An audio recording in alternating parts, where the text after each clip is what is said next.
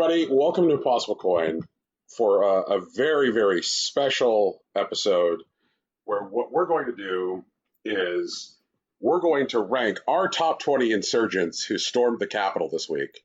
Oh, my favorite is the woman that didn't actually storm the Capitol, but rubbed onions on her eyes and pretended she got maced. That was a good time. My favorite is the man who was next to her, who, after she announced her name and what city and state she was from, just went, and walked her away. Like, his face was like, fuck.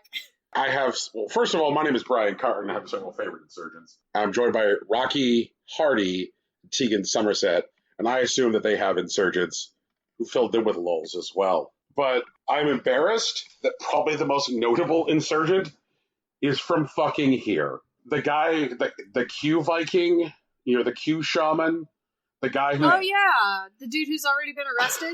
Yes. It's okay, he's gonna get bailed out by gay Twitter. Oh, God. The guy who looks like he has shouted at some point, Skyrim is for the Nords, in all seriousness. That fucking guy is from fucking here and went to my wife's fucking high school. Nice. Yeah. So you're saying your wife helped report him to the police and the FBI. Very nice of her. Yep. He did graduate like a full 10 years later. And so she thought the odds were low that she'd be able to collect any stories of him being stupid. She underestimated that, however, because a teacher supplied her with a story of him being stupid. Which was that he just showed up and he's like, I demand to be let into gifted art class. And so pour one out slowly for the Skyrim Q Viking, who, much like Hitler, thought that he was a gifted artist. Absolutely Oh my not. God. He does not deserve my liquor. I only pour out for the homies, man. Okay, fair enough. How do we feel about the guy who was trying to steal a painting of Tip O'Neill and accidentally tased himself in the balls? Oh, and gave himself a heart attack and die? Yeah. Yeah. I mean, I don't, to be honest. My whole response to, the fates of the people who raided the Capitol is, that old lady sitting in that wheelchair, screaming, I'm supposed to feel sorry for that bitch? I don't! And I'm like, yeah. Nice. Right. I mean, that's where I'm at, too. I kind of think that they have to retire the Darwin Awards at this point, You're trying to steal a painting of fucking Tip O'Neill, and you're having trouble stealing the painting, and so you're holding your big stupid taser while you're trying to steal the painting, and you actually tase yourself in the fucking nards and then die. I would like to say, in case it's not already abundantly clear, and I know we've mentioned it before, but this podcast as a collective is very much anti-Trump, very much anti-Proud Boys, very much anti-neo-Nazis. If you belong to any of those groups or feel any shred of sorrow for these dumbasses, then you don't have to listen to us. That's cool. Go away. Thanks. That'd be great. Bye. I don't care. You've come to the wrong fucking popsicle stand. Yeah, seriously. But the thing is the guy tasing himself in the balls while trying to steal a painting of Tip O'Neill, I think might be the second funniest Capitol Hill death by stupid insurrectionist. Okay. Because the woman who was trampled to death while literally holding the stupid "Don't Tread on Me" flag. That's just irony. That's just dramatic irony. That's deeply ironic in real life. In real time. Can you imagine being a hateful piece of shit and you get up, you wake up, you're putting on your hate outfit and you're fucking it's a bad hotel. She stayed in something like a Comfort Inn. First of all, apologies to the Comfort Inn. I'm sorry. And so she's at the fucking Comfort Inn. She's putting on her outfit. She's got her 6MWE shirt on, and she's or whatever weird noises they make. And she gets her big, stupid "Don't Tread on Me" flag. It's all right, time to go foment revolution. And then just gets crushed by her fucking idiot compatriots as they trample their own. Congratulations, lady. You got to go to the Capitol and meet Ronald Reagan all in one day. Jesus. Is that too hard, Rocky? You know what? It's fine. Okay. The jokes are fine. Yeah. But I would like an apology for Harambe, though. Okay, that's fine. Apologies to Harambe and to the stupid insurrectionist who died. Happy New Year in hell, shit drinkers. I'm almost disappointed that we don't name individual Game of the Year episodes. Oh my god. That's okay, though. These docs would be way too long if they also had names on them. Like, let's be real. Yeah. It's so weird because, like, you kind of forget about it because, like, you forget the time is a flat circle because we do our thing for 10 months of the year. And essentially we, like, take a break on the air quotes format for 2 straight months because December is, like, holiday movie time. And then January is Game of the Year. So, like, really the break from our format is just, like, 2 straight months long. It's wild. Yeah, it's like vacation. Yeah. And part of this vacation was getting to hear about a guy tasering himself in the fucking balls. Sounds like a treat to me, honestly. Who would have thought, as we watch America crumble, that we would have to actually read a statement from Axe Body Spray? Like, I mean, I wouldn't have guessed it, but I believe it. Like, if someone came from the future and told me, it's like, yeah, like, America's falling apart, and, Axe Body Spray had something to say about it. And I'm like, I mean, I guess. Just like the sad photo of the discarded can of Axe Body Spray in the Capitol building, and, like, somebody, like, comments on it, like, figures that these fuckers would use Axe Body Spray and, like, access together and be like, hey, guys, fuck Nazis. Like, just... Jesus. I mean, honestly, now's a great time for, like, literally every brand ever to just be like, hey, yeah, by the way, like, fuck Nazis. Just, like, we thought it was an understood thing, but now we realize we have to say the quiet part out loud, and the quiet part is, fuck Nazis. Like... Oh, God. Whatever. You guys remember with, what's it called? When Wolfenstein was, like, advertising its new games, being, anti-Nazi, and a bunch of people on the internet got mad about it. Like, how dare you take a side in politics? And it's like, dude, it's Wolfenstein. Like, it's... Okay, first of all, saying fuck Nazis isn't politics, it's human rights. Politics is whether or not we can afford to build a bridge over the river, or how we choose to build the bridge over. That's politics. Like, do we build a bridge, and how do we pay for it? That's politics. I mean, I agree with that. I also agree that fuck Nazis is human rights. Yeah. But politics to me, which I feel like has a much more general definition that I've abided by for a very long time, which is who gets what and how. And in this case, Nazis get fucked. Those are my politics. I like that.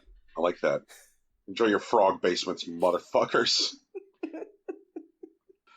Oh, man. Goddamn. Yeah. But today, we're actually not here to yell about Nazis. We'll probably do that later, because it's gonna come up.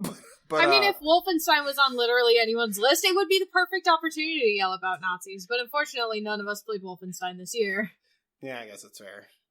But today is a celebration of the games that we and Impossible Coin played over the year of 2020, of which there are many. And we're just going to talk about the games that we had fun with. It's a very loose structure. We're just going to pick a game off of one of our respective lists and then talk about what we want for a little bit. Yeah. I don't think there's a ritual or anything to it. It's nothing that serious. Yep. I think we're hanging out. Yeah. Mm-hmm. This is the beginning of the less contentious structure. What we did was we served a warning to the contentious structure. It's a contentious structure. You have to shape up or you're gone forever. And contentious structure, then tried to log in from a burner account. And we just banned that too. Yeah, that's about right. So who wants to start? You go first, Bram. It's your podcast. So, like, the first thing I want to call out is that there were, like, about 3 months of this year where we were in the deepest of the shit. Our show notes. Yeah, they were just titles. Yeah, and so when I went back to them to, like, try to, like, use them for archaeology to, like, get games that I played, I was like, oh, I've failed.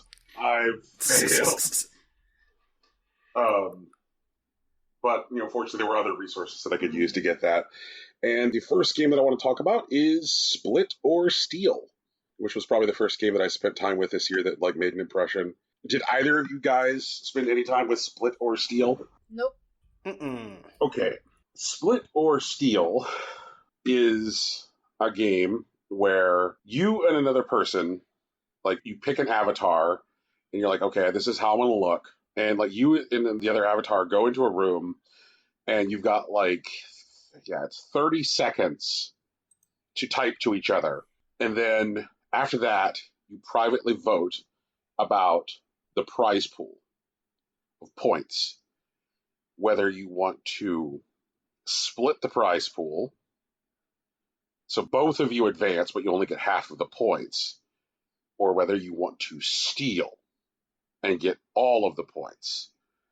So if one person chooses split and the other person chooses steal, then the person who chooses steal gets everything. If both people choose steal, then nobody gets anything. And obviously, if both people choose split, then they both get half.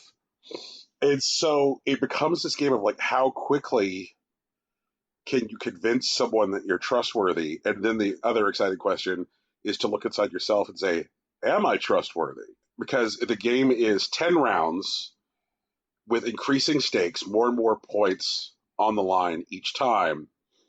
And you're able to spend points in between rounds to like get like various like functional badges that like do things in game. One badge will mark somebody if they've like recently stolen. You're like, oh, is this person a recent stealer? That kind of thing. Mm-hmm. And it's all about like, all right, how quickly can you be trustworthy? Like, and it was very apparent, like when I was playing it, that a lot of people were getting into like role playing the avatars that they would select. Sure. And like this one dude I encountered had like an avatar that was like, you know, like a jaunty little green cap and like a goatee and like a tunic and like a bow slung over his back. And he's like, good sir, I must continue my quest to redistribute the wealth. And I only can with your help. And like, lol, he's role-playing Robin Hood in chat. I like it. I'm with it. I shall hit the share button. And there was another person I encountered who was just like a giant bunny. And they insisted that unless I helped, that they wouldn't be able to like leave eggs for kids. And I was like, okay, giant bunny. I went with the avatar of a guy wearing a hot dog suit. And I told people that I was the honorable hot dog. Like, I am honorable hot dog. I will not take. And like the whole Steam scene around the game was like wild too. Like people started like forming these like Steam clans. Like, yeah, baby, we're the always sharers. We always share. We purge people from our clan if they ever steal. That kind of thing. And like I really got into like the badge system, and it was a lot of fun. And like it was low impact multiplayer that was mainly about psychology, which was something I really, really enjoyed. You know? Because what it comes down to is like 30 seconds of typing and then a single decision. Yeah, there's like this meta game of like the badge stuff, but the most important part is like how charming and convincing can you be? Like how well can you like make that 30-second typing about your avatar, and then whether or not you choose to steal. And like I really, really dug it. It felt like a social parlor game. And like I think we're starting to see more of those emerging now in like online multiplayer. You know, like stuff like Among Us, which we'll get into later. But like this felt like that. Like it felt like a game that like grown-ups might play at a party over like glasses of wine, that kind of thing. I enjoyed it. Very low key, very chill. For sure. Yeah. I'll go next. I spent time with Fall Guys when it came out, and that was definitely a mixed bag. You know, the first day was kind of wild because, like, you know, it was new and it was exciting. You just run around, you try to get some wins, you take your giant 6-foot-tall monstrosity or whatever and try to run it to the end of the course. Then, like, on day 2, the game started, like, you know, suffering from success, where, like, the servers couldn't, like, keep up with the demand, and, like, people just couldn't get into games. Mm-hmm. But once that started to settle down, and, like, I dipped in a little bit, like, after, like, the initial release. I think I played it, like, maybe for, like, a week, almost exclusively, and then, like, I would just check in every couple of weeks. I messed around with Season 2 a little bit, which added a little bit to the formula, but it wasn't, like, super compelling. I really like it. It's a fresh idea on the concept of like battle royale. I'm finding personally that more of the battle royales that I like are like settled in fantasy, but also taking the battle royale instead of like literal murder party into like more of like a game show type of thing. Mm-hmm. Apex Legends is something else that does that to good effect. And I really like how the game's like kind of spectator mode, it's a lot more like enjoyable to watch as opposed to like in other battle royales. Like you can get killed by some dude and then you can just watch that jackass like go for the rest of the game and maybe they win or maybe they don't. While like in Fall Guys, if you like get eliminated or whatever, you have a much more neutral perspective for like the rest of the game. And I do like the kind of like limited interaction that encourages people to like play around with the sets. Like, you know, you can technically grab people, but like not for too long, and you can only do certain things with it. But like because of like how wobbly the motion is, sometimes that's enough to trip up someone, which can be fun in its own right. And like learning like the paths is pretty fun, and trying to create like a unique outfit out of your character was an interesting idea. I think it's one of those games that's like fun, but definitely like in passing. Fall Guys sounds like to me a game that like some people wish Smash Bros was, you know? Like Smash Bros ended up being a game that's like incredibly deep, almost entirely on accident. And like Fall Guys is fun and there's definitely ways to like optimize whatever you're doing, but it's actually not that deep.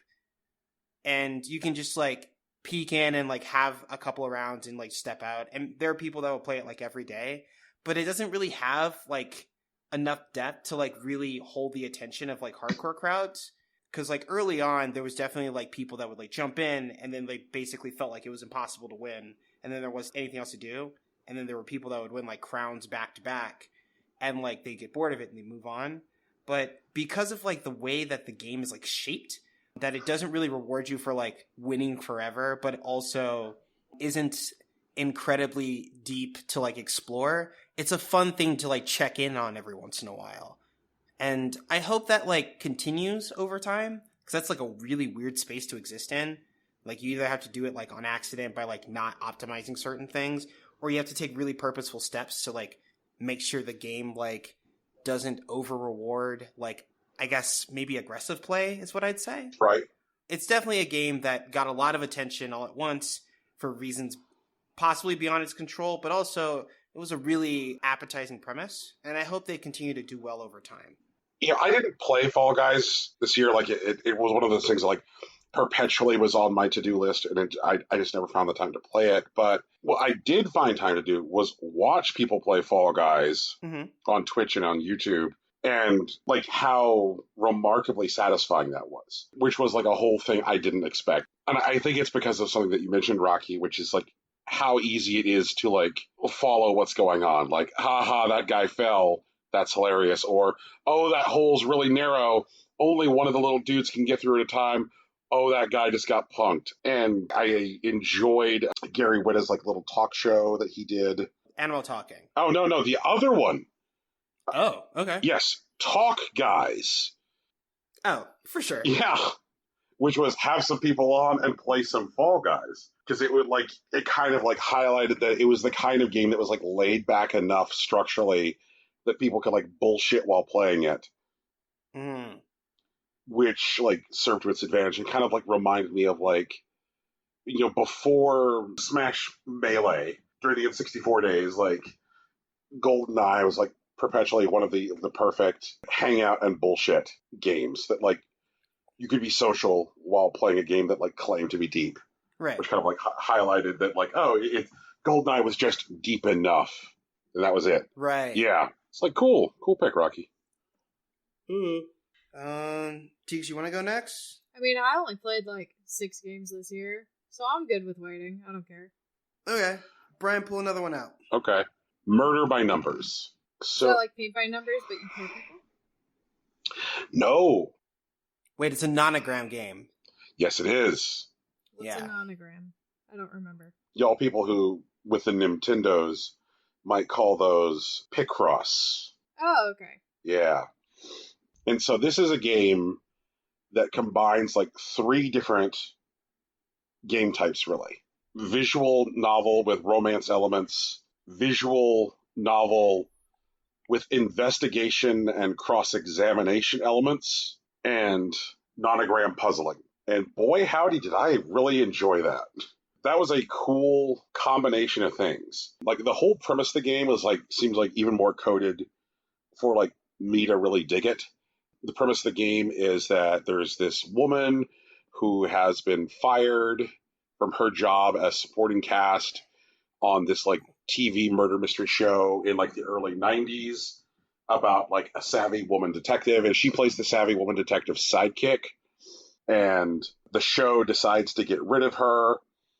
And so like she has just been told that she's gotten fired when the showrunner is murdered. And when the showrunner, yeah, and, that's unfortunate timing. Yes, it is. And so like she is naturally, everybody's like chief suspect, and then this like fucking like robot from outer space shows up with this other like ridiculous like like element to the story where it's like beep boop, help me get back to outer space. And so like she's trying to like clear her name, help this robot get back to outer space, and in the process get her job back. So it's like very, very silly. So like what'll happen is that the nonograms help you uncover things in like the physical environments that you can then use to like drive your like interrogation and questioning of people. So as you're trying to like find out information about the murder, be like, oh, okay, well, you were in this room and like you say you know this, but like I saw this thing. And so like you discover the visual clues through the nonograms, and then the nonograms drive the questions, and then like it is possible to fuck up the interrogations and like not get enough information. So like I found myself like replaying segments because I didn't get enough information. And like I actually found that satisfying. Like I liked that there were like different ways to fuck up. That makes any sense. Like I was very used to like when you play Phoenix Wright, it feels like there's only really one way to fuck up in Phoenix Wright. Sure. Yeah. But like here, I had more than one way I could fuck up. Like I could be stuck in the nonogram and I could like not solve the nonogram in enough turns, or like a air quotes solution to the nonogram that doesn't resolve the image. Or I could like get in there and start interrogating somebody and not gather the information, or ask the wrong questions to the wrong person. That was another thing that I was capable of doing. And so like I liked the variety of ways that could screw up. The aesthetic of the game is like very, very early 90s, like lots of like pastel blues and like lots of pinks, lots of like big chunky jewelry, very, very cute look. Like some of the most fun I had on my Switch this year. I don't know how much I would enjoy a game that let me fuck up in multiple ways without also giving me assistance and like directing me to the right answer. Did it do that? It did. That is real. Okay. All right. And I suppose I should underscore this. Like, that's the primary purpose of your robot companion who you're helping to get back to outer space. When you fuck stuff up, the robot like helps by like pointing you in the right direction. Okay. Yeah, so if you fuck up, like the little robot kind of like bleep bloop, maybe we should talk to this person, bleep bloop. Let's look over here, which will then like point you in the direction of like nonogram hints. So like the robot is both like an entertaining and cute companion, but also like a hint system. Okay. I hope that assuages some of your concerns. Yeah, that makes a lot more sense, because I'm like, this doesn't seem to connect at all, but like if it's also the hint system, then yeah, that makes sense. Okay. Cool. Rocky, you had to think.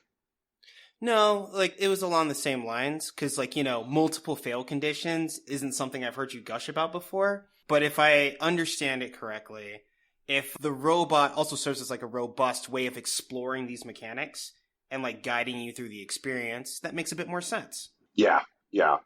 And that is definitely a result of me not, I guess, explaining the value of the robot adequately.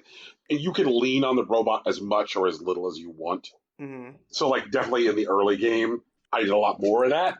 As I got further along, I would just, like, check in with the robot for, like, plot stuff.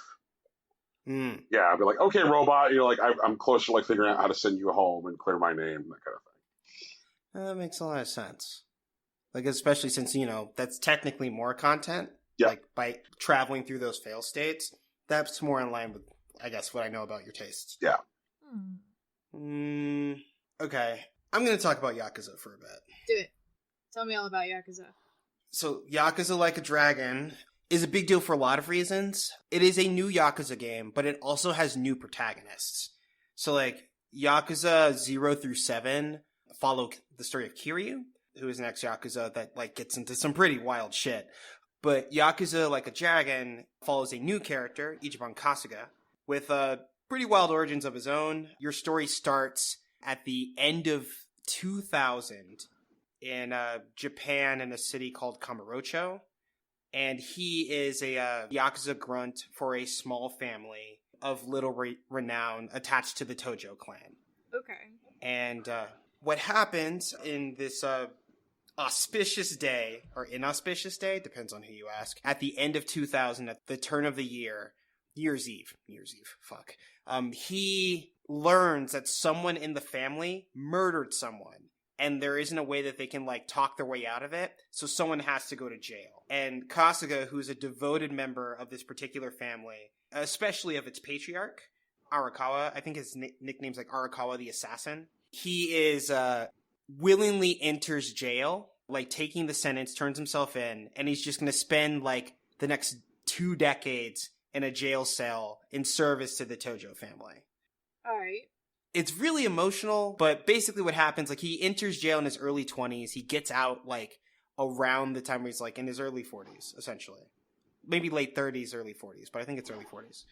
And he gets out of jail, and so, like, he's basically time skipped from, like, 2000 to 2020. And so, like, now... that's pretty wild, actually. Wait a minute. There's a lot that like, you're missing there. That sounds like a lot. An entirely different world. Yeah, he only exchanges one letter with the patriarch, and he gets it, like, 10 years into his sentence. And then, which is something that comes up later. But basically, he's holding on to the faith, like, the whole time. Oh, now I remember. He was actually sentenced for 18 years because the numbers might be off. But he gets into a fight pretty early on, and they extend his sentence, and that's how he ends up in 2020, and not 2018. Gotcha, okay. But he gets out of jail. And when he gets out of jail, his patriarch isn't there to meet him. There's no one from, like, the Yakuza or the Tojo family to pick him up.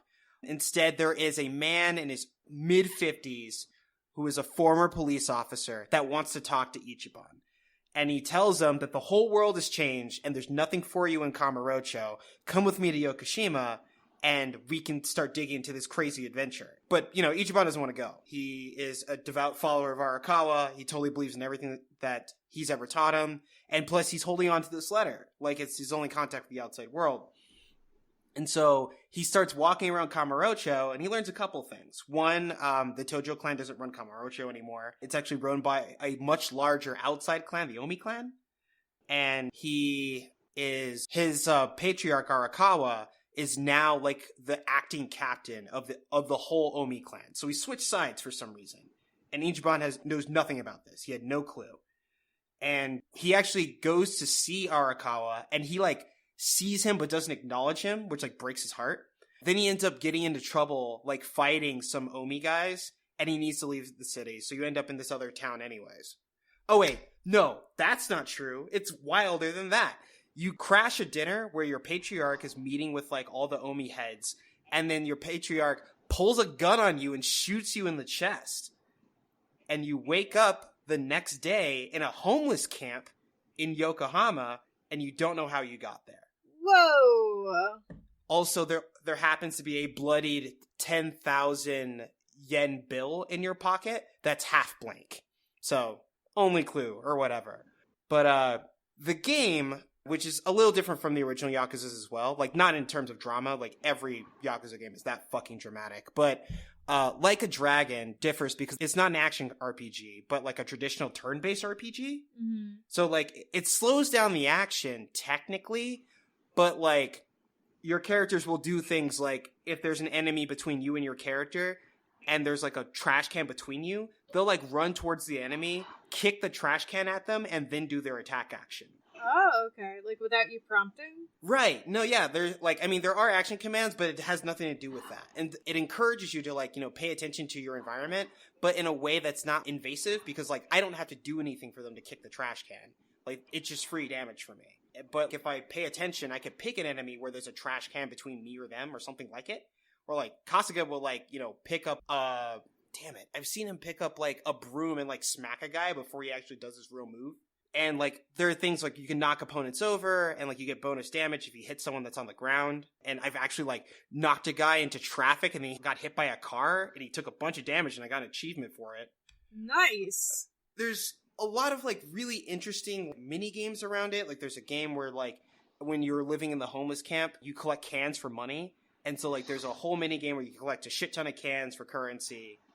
Or, like, for gear and other stuff. And it's, like, worth revisiting later on in the game because you can get stuff like the Persona 5 soundtrack and shit. Well, that's funny because it came out in around then. That's yeah. funny.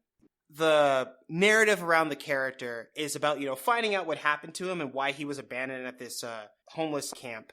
But also, like, getting involved in, like, the various gang disputes in, like, this new city. And also, like, tied to, like, some crazy plot that has to do with Tokyo's governor. And it's, like, very... It feels really distinct. Like, it feels like this is the only kind of story that could happen here. And, like, they're really, like... And the characters that you interact with, which are, like, with the exception of, like, few, like, children, are, like, all full-grown adults. And they really tell, like, these kind of mature stories and, like, these conflicts about, like, existing in, like, the modern world. And they are, like... They talk about, you know, like... characters who are, like, struggling as sex workers or, like, you know, the homeless population, obviously, but also, like, living, like, in a gang-affiliated world or, like, just trying to live around it. And it's very nuanced and, like, careful and considered, but it's also just, like, unabashedly fun. And there's a lot of, like, very silly things that they decide to, like, animate. Like, there's a whole side quest chain where you can go to community college and, like, study various skills so that you can increase your stats, but you have to take, like, a written test that's, like, you have to get 3 out of 5 or whatever. Mm-hmm. And when you succeed in the test, you pull out your results, and then, like, a bunch of dudes basically run up behind you and, like, toss you up in the air. That's amazing. Or, like, if you, like, fail the test, your, like, mentor will, like, walk past you as you're holding the test results, like, above your head and just kind of look up for him for a second and then tap you on the shoulder and then just, like, shake his head and walk away. And, oh my God. Or, like, you go to this, like, historic theater where you can watch, like, old, like, cheesy cinema, but, like, Kasuga has trouble staying awake. So, like, there's a whole mini game where you have to fight off these, like, weird, like, sheep wearing suits that are trying to knock you out so that you can grasp the plot of the movie, and you can bring certain party members to improve your relationships with them, which, like, gets you access to more story and, like, more abilities and all sorts of shit like that. I ran a small business and, like, made the #1 business in the town that sold senbei crackers. Like, senbei's so good, though. And I had, like, Tegan, there were, like, full commercials that, like, you could just run on the air that would help you in the minigame, but, like, they just had animated commercials for, like, Ichiban Confections or whatever the fuck. And it was, oh my God. It's this weird, beautiful, dense experience. I think I'm about 40 hours in and I'm not done, which, you know, it's an RPG, but there's also just so much to do. Like, I want to go collect more cans, you know? I want to watch more movies and find out what my friends' favorite movies are. There's a homeless man that's, like, trying to court this woman at the soup kitchen, and he's trying to get his life together. You know, he's dressing better, and he got a job, and all sorts of stuff like that. I want to see where that goes. I love interacting with these characters in this space. It's a really fun thing that I did this year. And I'm not even done. God damn it. Like, I feel like... The Yakuza games are always a fucking wild time. True. I feel like there is no greater failure of mine in video gaming this year than having not yet played this game. You'll get there. I believe in you. Yeah, like, I feel like the Yakuza series has always demonstrated that an open world does not need to be even big to be satisfying. Like, I love that Yakuza's, like, tiny, bespoke worlds. Where there's just so much going on, and it's always so richly satisfying, and everything that you're describing sounds amazing. Yeah, man. It's a great time. And I'm pretty sure there are a couple mini games that I haven't really explored yet. I just recently found, like, the Battle Tower, where, like, the game kind of wants me to grind for a while. Like, I've realized, because, like, I've basically cruised through most of the fights, and then, like, just before this really significant fight against characters that are kind of spoilerific, I am, like, vastly underleveled based on, like, what I've looked at after, like, trying it about 10 times. Mm-hmm. But literally, like, 5 minutes before I was able to go challenge this fight, they told me, hey, here's a battle tower. maybe you'll get new experience and like items and shit. And like, so they want me to spend time here and upgrade, which, you know, I'll go do or whatever. Or maybe I'll watch more movies, or maybe I'll go back to school and take some more classes. Who knows? I still haven't done the Mario Kart thing. Maybe I'll do that. Like, you know, this game doesn't pay my sub, whatever. Whew. Wow. It's a beast. Mm-hmm. Superliminal is a video game. Okay. I'm trying to figure out like the best way to describe what makes Superliminal satisfying. Well, start with what it is, and then go from there. Okay. Superliminal is a first-person perspective puzzle game. Okay. And ostensibly, the way it explains itself to you is that the way you solve puzzles is by changing your perspective on them when you pick them up. So, like, if you pick up an object when you are very close to it, then it will seemingly be larger because of your distance. I know what game you're talking about. Okay. I have seen some Twitch gameplay of this game. Okay. It doesn't take long for the game to say, I am more than this, and start to like do some like really wild shit. So like it kind of like sets itself out as this, and it's like, okay, this is this, like this is what you're going to do in this game, and that seems like it can be satisfying, kind of like a Portal style experience where you're playing like a fixed set of puzzles which have a fixed set of rules, and they all follow that set of rules. They just have increasing complexity. Then Superliminal says, nope, this is not that. We are going to change the rules of the puzzles with great frequency, all the while like telling you this story about being in a test environment within your dreams in a sleep laboratory, and then discovering that you're asleep within a test environment in a test laboratory, and that test laboratory is in your dreams inside of another test laboratory inside of your dreams, and that you're in a dream within a dream. And it's possible that you may have died and are not unaware of it because you're still within a dream within a dream within a dream, but you're not sure. It's also possible that the corporation who controls the sleep laboratory doesn't want you ever to wake up because then you might complain. And like all of this shit is like plot stuff that it like exposes in like interesting ways. Like there's weird narration. Eventually you start to like discover these like boxes that like play weird narration. The boxes become physical objects that you can interact with, and the game's visual aesthetic ranges from like very broad and very cheeky and very cute to like sequences which are like Resident Evil style scary, where they're outright trying to spook you. It's got this like very, very satisfying thread of like you come into a room and you don't know how the game is going to fuck with you by changing the rules of everything. There was a point in the game where there was a pool in like an athletic club, and in that pool in the athletic club is a floating inflatable castle, okay? And the size of the floating inflatable castle can be changed so that way it's like small enough that it can float in the pool in the room, or the size of the floating inflatable castle can be changed to be large enough so that way you can like jump from out of the window in the floating inflatable castle onto a diving board on the second story of the pool room in the athletic club. And there is a point where in the game where you are in the floating inflatable castle, peering out of a window, looking at the same castle that you are currently in. You're essentially peering out of it, looking at yourself. And so, like, by picking up the castle with your cursor while you are inside of the castle, you're essentially changing the size of yourself for when you exit the castle. Yeah. That was before the game got super bonkers. I mean, that already sounds like grade A fuckery. It is grade A fuckery. There is a sequence in the game where you are wandering through what appears to be a hotel conference center getting set up for a conference by the company that runs the sleep laboratory. And so there's like visuals that are like commonplace for like hotel conference centers, like those stacked ugly metal chairs with the cushions that suck, the long table, covered with like short plastic cups with like drinks in them that nobody wants, like that kind of thing. PowerPoint presentation.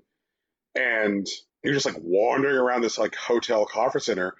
And the only reason you're wandering around it is you're just trying to find something that you can pick up, which is tall enough to get you to like the next ledge that you need to get over. And like there's a point where you discover that the thing that you're going to pick up is like what appears to be currently a two-dimensional object that doesn't exist in the world. But by positioning yourself in the right place in the room, it becomes an object that can be touched from your perspective. That is definitely some grade A, like, Portal Stanley Parable bullshit. Right. Mm-hmm. It felt like puzzling at equal to or better than Portal, and cheeky bullshit fuckery at equal to or greater than the Stanley Parable.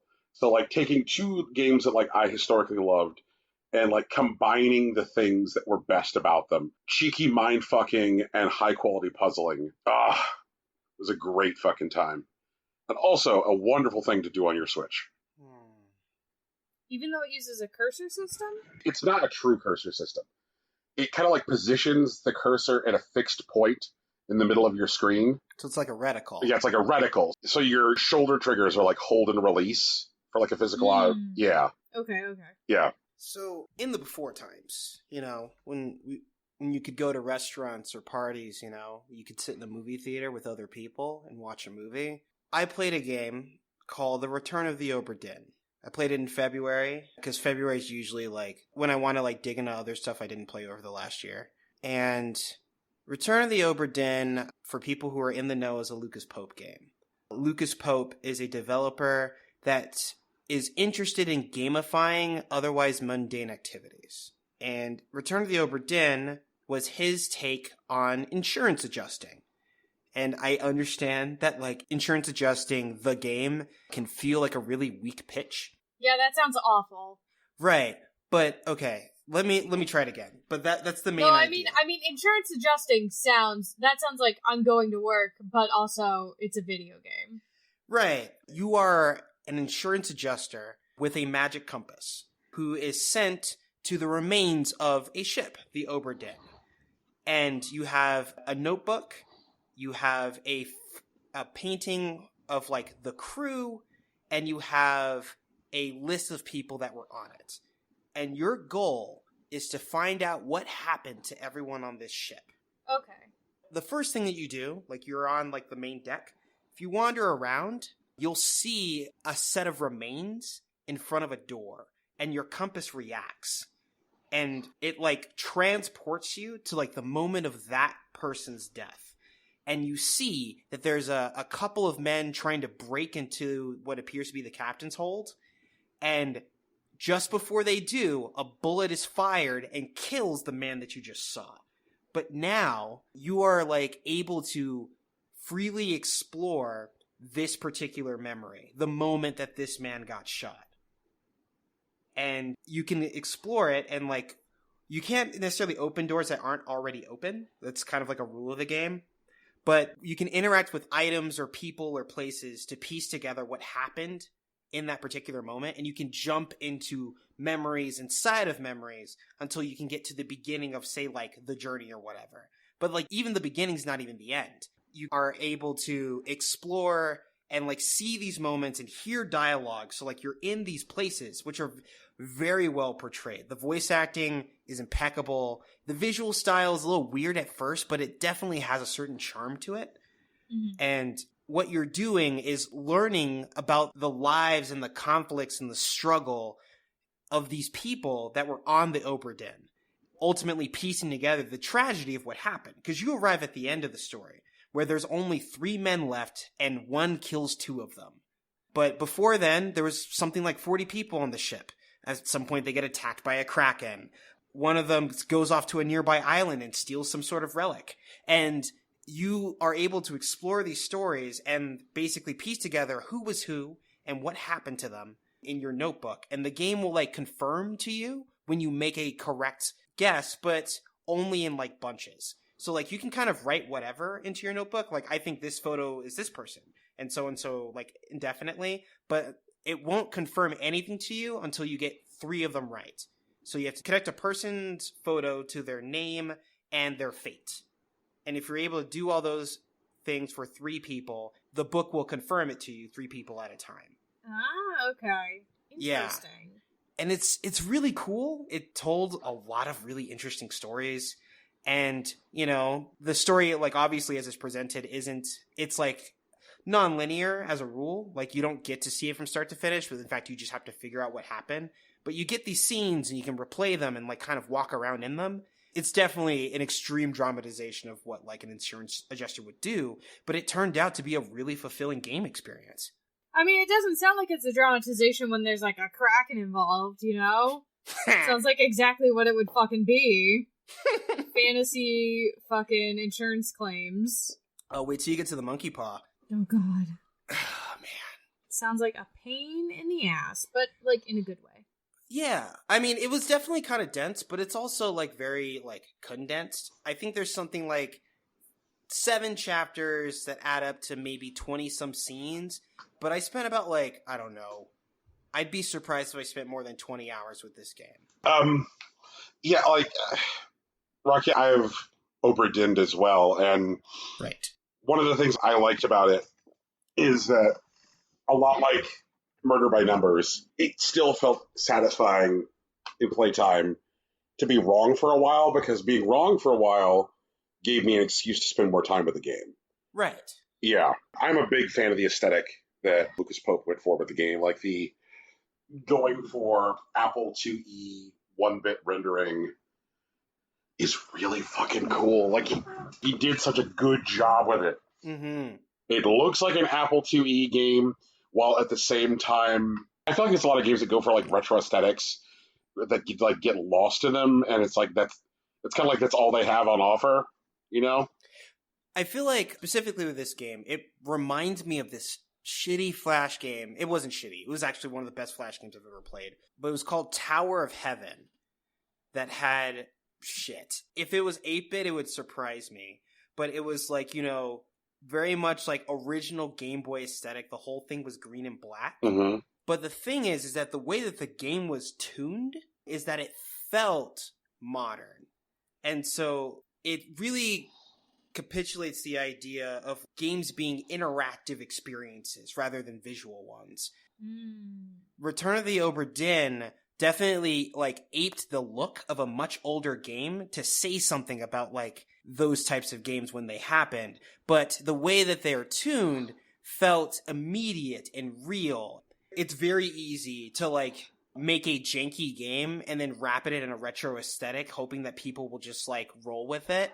But Return of the Obra Dinn is, like, a decidedly modern game that, like, really challenges, like, a modern player, but they do so with a retro aesthetic. Good pull, sir. Good pull. I think it's time to throw the fucking glitter. Okay. Yeah. A game that I enjoyed in 2020 and was, like, right around, like, the beginning of settling into the idea that, hey, everybody, this pandemic is not going to be over in 2 weeks, was Little Misfortune, which felt like an almost appropriate name for a game to be digging into, as you discovered that you were, like, experiencing a grand misfortune. Now it is time for Little Misfortune. This is a fun bad time. Like, you know those, like, are either of you familiar with those, like, series of 26 drawings that, like, Edward Gorey did of, like, children that died in unfortunate ways? I am not. No, but I am aware of the, like, Dumb Ways to Die, like, song and that kind of thing. Okay. So, like, Edward Gorey did, like, this series of, like, 26 drawings, which all show, like, kids, and each one of them is, like, dying in a horrible way, and, like, it has, like, it's called the Gashly Crumb Tinies. Okay. Yeah. And it'd be, like, Z is for Zilla, who drank too much gin. And then, like, the picture is of, like, a little girl, like, this huge bottle of gin in front of her, and, like a doll, like, she's having a tea party, and she's like, this kid's gonna drink this bottle of gin and die. That's fucked up. You know, or, like, C is for Clara, who wasted away. And Little Misfortune kind of felt like the video game equivalent of looking at Edward Gorey's work, like touching Edward Gorey's work, which is weird because there was like a game that came out a few years ago on the Ouya, which I think very intentionally strove for that and wanted to be that, called Little Nightmares. And like they really like hammered it home with like going for an aesthetic that was like very, very deliberately and very like specifically like Edward Gorey stuff. But when I played it almost felt like it was like too close to the source material to like to be evocative. But like this, like when you're like this like little naive girl who like walks into a room where like a man has hanged himself and she's like saying stuff like, "Oh, hello, mister, you're stuck up there," things like that. Like it just like makes your skin crawl. You're like, "Oh no, she doesn't get it. She's throwing glitter to make him feel better. It's all fucked up." And like as the game will like expose you to like the weird, strange things she's seeing, like when she came to like a strip club run by hamsters. Oh yeah.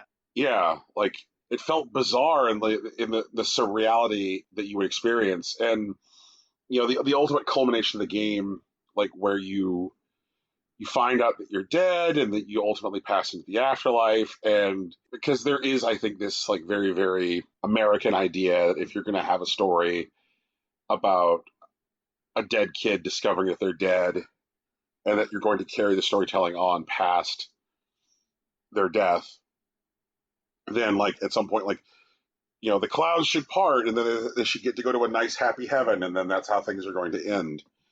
And this doesn't do that. What does it do? The afterlife that Misfortune encounters is like very unexplained, very indeterminate. Like a lot is like left to the player to like draw conclusions. Death does not seem like a nice guy. When she finally encounters actual death, the figure of death, Death doesn't seem great, but Death also doesn't seem particularly attached to the idea of driving additional suffering for Misfortune. So you're like, oh, Death seems like a shithead, but he also seems like he doesn't care. Huh. So does that just... that's kind of how Death functions like in real life, Yeah. And so like to see that like portrayed narratively was actually very, very satisfying. It was good to see the character of Misfortune get an opportunity to, defeat the demon that like caused her death, the thing that made her cross the road and get hit by the car. But then she's still dead. Just because she defeats the demon that killed her doesn't make her any more alive. And like Death is an aloof, distant shithead. Like it just, that plus the game's like weird humor and like unsettling imagery made for like a really, really cool way to spend like 5 hours. And if I felt inclined to dig back in there are things that caused like significant forking paths in the game. So I can have like a play experience that is significantly different. Now I do know, because I went and I found out, like nothing is ever going to make Misfortune live. Period. She is fucking dead. The whole premise of the game is she's fucking dead. But right, like, so you've already gotten the true ending. Yeah.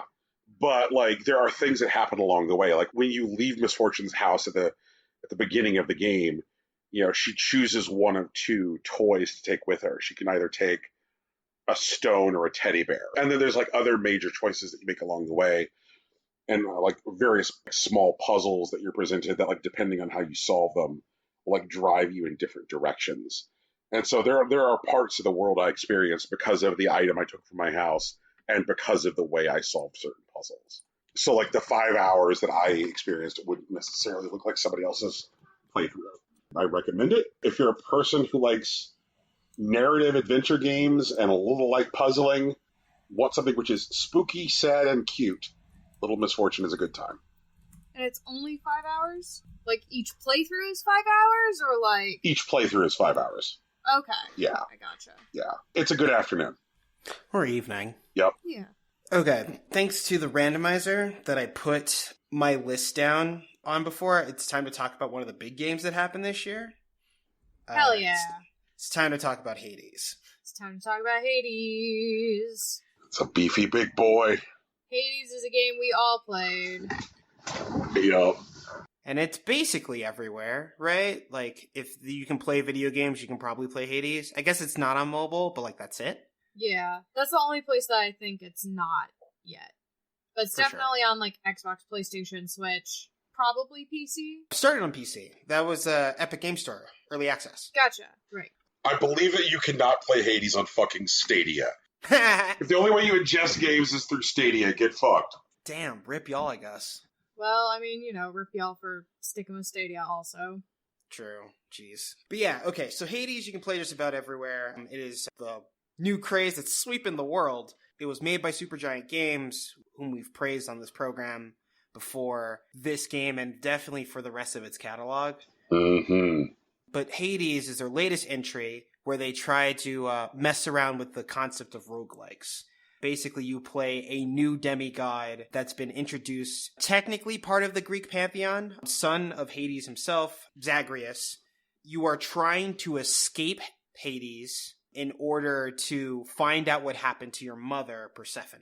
And the game has a lot of narrative. There are a lot of tiny stories, and there are a lot of ways to play based off of, like, the initial loadouts that are available from the start. Really have to go about unlocking, like, standard weapons. Like, you can get a shield, you can play with a spear, you can play at range with a bow, you can be up and close with, like, a pair of fists or whatever. And there are 4 levels? Wait, no, 3 levels. No, 4 levels. 4 levels. Because it's 3 levels and then, like, a little bit of, like, right underneath the overworld, and then that's it. Yeah. You can run through that as fast or as slow as you want. I think world record pace is something under, like, 6 minutes right now, I think. That's wild. Uh-huh. I've seen it. It's scary. What the fuck? I don't understand. There are some videos I can point you all at. But, please. The interesting thing about it is that these, the way that you play the game, however you choose, is designed to, like, slowly flesh out the world through failure. It does some of the best things that roguelikes can do. Whenever you die, you have an opportunity to talk to the people, like, in your home in Hades, and you can surface a bit more story or pull a little bit more out of them, or you can change your environment or rethink your strategy or grow in power, either literally using, like, some of the accessibility features like God mode, or by, like, planning your loadout based on what you're able to take back with you after your run. At the top of it, you get to kill your dad, which is, Final Fantasy X in, like, under an hour or whatever. Once you do, you finally get to meet your mother, and it's your first clear, and then it's just suddenly ripped away from you, which is just one of the most poetic moments I've ever seen in a video game. Now you have a new goal. It's not just, how do I get out of Hades? It's, how can I get back to my mother? And you just get to run that. I think credits is like at 10 runs or something. Once you get to your 10th run, you finally are able to create a situation where Hades and Persephone can reconcile. And there's still more to do. There are more weapons to explore, more characters who have stories that aren't resolved yet. It's a deep and interesting game with wide implications and so many ways to interact with it that it's not surprising at all, considering how many people that love it. Okay. I'm setting myself up here. Mm-hmm. Hades is a very sexy game. Oh, yeah. Yeah. Hades is definitely a sexy game. It is a crime, however, and I'm going to say this on the record, it is a crime that Apollo is not in it. That is a sin against humanity and against me in particular, and I don't appreciate it. Why couldn't it be that, like, half the time, half your, like, runs, Apollo shows up, and the other half of the times, Artemis shows up? Like, one of these dudes is running around with the moon, and the other one's running around the sun. You should get one twin half the time, the other twin the other half the time. IMHO. I'm actually really interested, because, like, Apollo's not the only one that's missing. Hera and Hephaestus are also not there. Mm-hmm. I'm interested if this game ends up getting long-term support in an expansion that includes them, especially, like, maybe even someplace beyond, like, Hades itself that you explore. Like, someone starts to figure out that the jig is up. Because, like, even after you escape Hades, and even after you escape Hades for, like, the 10th time and like, convince Persephone to, like, come back, mm-hmm. you still run through Hades, like, in an official capacity. because like your father realizes that there are enough security failings that you can help close by continuing to break their defenses. Basically, like, show me where the errors are. Right, and that also keeps the people in Olympus, or the gods in Olympus, on the line, because they still believe that you're trying to escape. So, like, that kind of works for everyone, but, like, at that point, like, you know, something has to give, and I wouldn't be surprised if these other deities show up, and maybe they, like, serve antagonistic forms in opposition to, like, the people that are, you know, supporting you. But, you know, that's all wishful thinking. It does suck that he's not there. I think it's wishful thinking, which is indicative of how much I think we all enjoyed this fucking game. But usually, like, I wonder if this is going to get long-term support. And, like, my heart and my ears immediately perked up. I was like, that sounds fucking great. Like, shovel more into my eyes. Give me more roguelike with, you know, romance targets, please. I really did enjoy that. And this is more of, like, just a complaint about, like, say, bloated RPGs. Sure. Which this is not.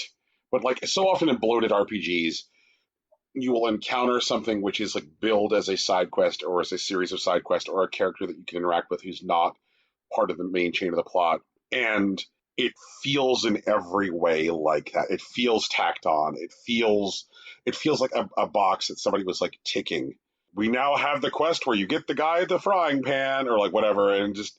It felt like the more time you spent poking around in Hades, the better the time you would have. By filling the world with, like, some really, really, like, richly portrayed characters, there is...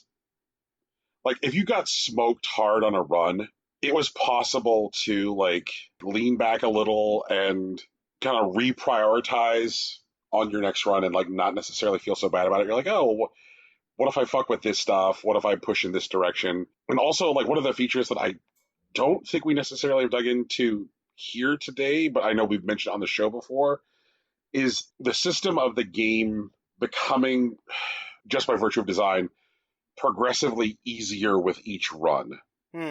Is something which I think is, like, good design. Because the game is going to find the place where it can meet you, as far as, like, a difficulty slope.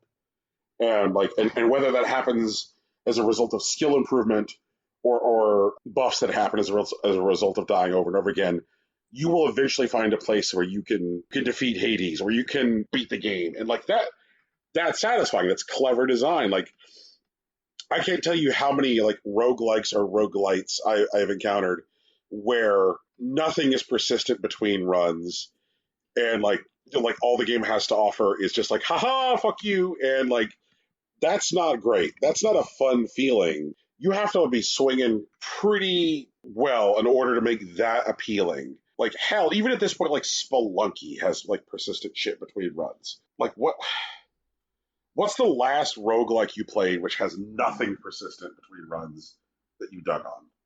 I've never played a roguelike before this, so... Look at Tegan, out here spoiled. Yeah, I will forever be spoiled. Shit.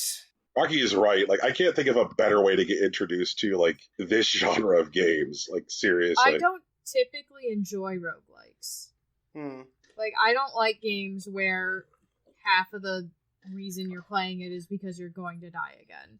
I don't like playing the same 15 levels over and over and over again to try and just get, like, a little bit further. It's not fun for me. I get that. I think that probably the last time I enjoyed a roguelike this much was Abyss Odyssey. It's a platformer and a roguelike, which was about a 19th century Chilean revolution and demons coming up from hell. And that was, like, 2014, I want to say. It has been a minute since I've, like, connected with one this strongly. And, like, it's weird because they have similar art styles. I looked at a list. I found 3, but I forgot about. The most recent that I dug into was Darkest Dungeon, which technically got, like, an addition in 2020. I think they added, like, a PvP that I don't care for. Right. But also Dead Cells and fucking Crypt of the Necrodancer. Like, how did I forget these games? And Dead Cells has some persistent stuff across runs. Right. Darkest Dungeons, man, or Darkest Dungeon, is a game that would like for me to not play it. I mean, I could accommodate its wishes. okay. I mean, that's one way to read it. Also, Into the Breach, which has some carryover, but Wizard of Legend 100% has no carryover. I mean, technically, like, your library of spells and stuff, like, persists, but, like, that's more of, like, you picking your first loadout, and unless you're planning to carry that until the end of the game, it's not the thing that you want to hold on to. Mm. Yeah, like, you basically start out with, like, your loadout at the beginning of every run, but, like, there's spells that you can pick up or augment, and, like, items that you definitely pick up and use and whatever. But your initial loadout's the only thing that you keep, I guess. So one other thing I want to comment on is, like, Supergiant games are always just, like, I think the most lavish and beautiful affairs. I love looking at Supergiant games. Mm-hmm. And, like, Hades is, like, no exception. Like, everything is just, like, a joy to look at. The music is fucking perfect. Like, this game is a feast. Absolutely. Yeah. I expect this to land pretty high when we get to our ranked list of 10. Yeah, I believe that. I mean, our ranked list of 10 right now, as of this recording, and I'm sure there'll be additions later, but right now there's only 12 games on it, so... I think that all that's down there right now is just the stuff which appears on more than one person's list. I think that's... okay. Nope, that's just the stuff that Rocky and I have added. Yeah. All right, well, then I need to throw some shit in there. We'll get there. Later, Brian, your next game. Unless Tegan wants to tell us about Tabletop Simulator. Yeah, I can tell you about Tabletop Simulator. That's cool. Tabletop Simulator is, like, relatively inexpensive. And basically, you need one person. Everyone has to have Tabletop Simulator, which makes sense. And then only one person has to have the, like, patch or the input or whatever for the game that you want to play. And then everyone can play the game together.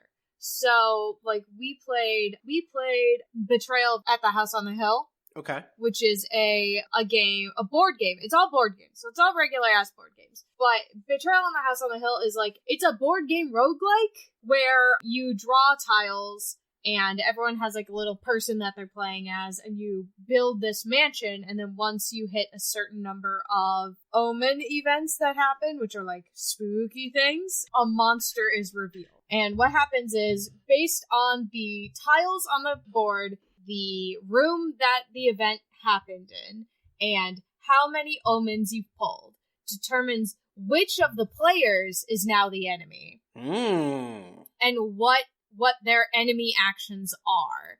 And also determines what the rest of you have to do in order to beat the enemy. And if there are any, like, special circumstances that you have to adhere to, or else you automatically lose. So the last game I'd played in real life with my friend who had the actual board game was, she was a mad scientist, and me and the other person who played the board game could not speak. And if we spoke, her robots would automatically find us and kill us. Oof. So literally it was like, once the event has started, do not speak. If you are reading this, don't speak. And don't let anyone else speak. And I was like, fuck. So we had to communicate entirely, me and the other person, with, like, by pointing at stuff and shrugging, which was great and very confusing for the person who was the bad guy, who has their own book of rules that they had to follow. Good times, but we started playing the board games, like, using Tabletop Simulator specifically with coworkers. Okay. As a way to just kind of chill out and hang out after work sometimes. For sure. Parlor game. Yeah, parlor game. It was nice. There's a bunch of board games in there, so, like, there's something for everybody. And, like, there's Monopoly. There's, like, a bunch of different iterations of Monopoly. There's Rails, Ticket to Ride, like, all that stuff. So, if you're somebody who likes board games, maybe, like, consider picking it up. It's pretty good, considering. But yeah, it was neat. From what I understand, like, you can do, like, an absolute shit ton of stuff with, like, Tabletop Simulator. If you can imagine it can be played in there. Yeah, basically. D&D might be a little difficult. Just, like, I'm sure that's going to come up by someone eventually. But, like, D&D, I think, might be a little tricky just because of, like, map placement and that sort of thing. But, like, as far as board games specifically go, you can play basically anything, as long as somebody has, like, modded it into the game. Also, there is a table flip option. You can use that as, like, a quick way to reset at the end of a game if you want to play another round of something. or just to, like, fuck around with your friends, you know? It's a good time. Can you, like, freely flip the table? Yeah, you can basically freely flip the table. I mean, there's like a flip button, but, you know. If one of you flips it, someone else can also flip it. So, like, you can flip it towards someone, and they can flip it back at you. Oh. But if you use the reset button, it'll reset it to however the table is last set up before it was flipped, so you can, like, flip it in the middle of a game and not lose all your progress. Okay. Or you can flip it at the end of a game and reset to, like, a brand new board game. That makes sense. I was like, you know, like, if I'm roasting some dude in chess, he just flips my tabletop chess game, and, like, that's it, I'm fucked? Like, come on. Nah. But that doesn't seem to be the case. Yeah, it's pretty chill. Mm-hmm. It was a good time at the, like, beginning of quarantine where we were like, oh, this won't last too long. Joke's on us. I think that's also the second time today that we've heard the phrase parlor game invoked. I know I said it when describing Splinter Steel. There's definitely something about scratching that specific kind of itch that seemed to be pretty satisfying this year. It's because we can't see anybody. You can't hang out and actually play a parlor game, like, if you wanted to. Not safely, anyway. So, like, if you are someone who does do that sort of thing, and you've since been deprived of it for a year, like, it's gonna be an itch that needs scratched. True. I'm not one who usually does that, though, because I don't like people, so. No offense. No offense to people, I just, you know. Nah, people suck. It totally makes sense. Brian, you have other board games to talk to us about? I do. I would like to talk about Clubhouse games. Okay. That's the Nintendo thing, right? 51 games or whatever? Mm-hmm. More correctly, Clubhouse games, 51 worldwide classics. I suppose I should update the doc to reflect the correct title. Because I think Clubhouse games, 51 worldwide classics is actually a sequel to Clubhouse games for the DS. Right. Yeah. This game should have come out with the Switch when the Switch launched. Just, like, flat out, period. I remember, like, when the Switch launched, I was one of those people who, like, I think I bought just about everything that came for the Switch when the Switch launched. I got Breath of the Wild, I got the Bomberman game, and I got, like, 1-2 Switch. And 1-2 Switch, like, ran out of fun, I think, in the space of 20 minutes. It's just like, all right, whatever. Like, this game sucks. But, like, Clubhouse Games 51 Worldwide Classics is this, like, absolute deep hole you could fall into and then never crawl out of. I had no idea that Brian would get obsessed with playing dots and boxes. I was like, okay, what's this? Dots and boxes? This looks fucking stupid. 4 hours later, I'm still playing dots and boxes. Is that where there's, like, the whole thing and you try to make a box, and when you make a box, you get to put your name in it? Well, the way it's represented in Clubhouse games is the box just gets colored in your color. Okay. Yeah. But same thing. Yeah, same thing. And so, like, the whole idea of, like, trying to make the largest box possible, trying to trick your opponent into, like, fucking themselves. And one of the things that Clubhouse games does, which is the most satisfying, is that whenever you start playing any game in the collection, it starts you out on the easiest difficulty. And each time you beat the AI playing that game, it, like, ratchets the difficulty up. There's, like, easy, medium, hard, and then they have, like, extra hard, and then, like, super difficult, and then there's, like, galaxy ending, fuck you, like, apocalyptically hard. That's the level I'm currently at on Dots and Boxes. It lays me to ruin every time, and I don't even know how, and I just get back in there. But at this point, I can routinely beat it on any difficulty, which is not, like, apocalyptically difficult. It's also, like, really charming in the presentation of the game. I love these, like, little cute figurines of players from around the world that they've made. The game also does, like, a really, really good job of, like, teaching you the basics of a game so that way you can, like, jump in and learn. Like, I know that something that had been on Rocky's list for a while had been fucking around with Hanafuda. Oh, yeah. Like, I'm just glad that I'm able to, like, play these games in English again. Yeah, I know. It's like, it's fucking crazy.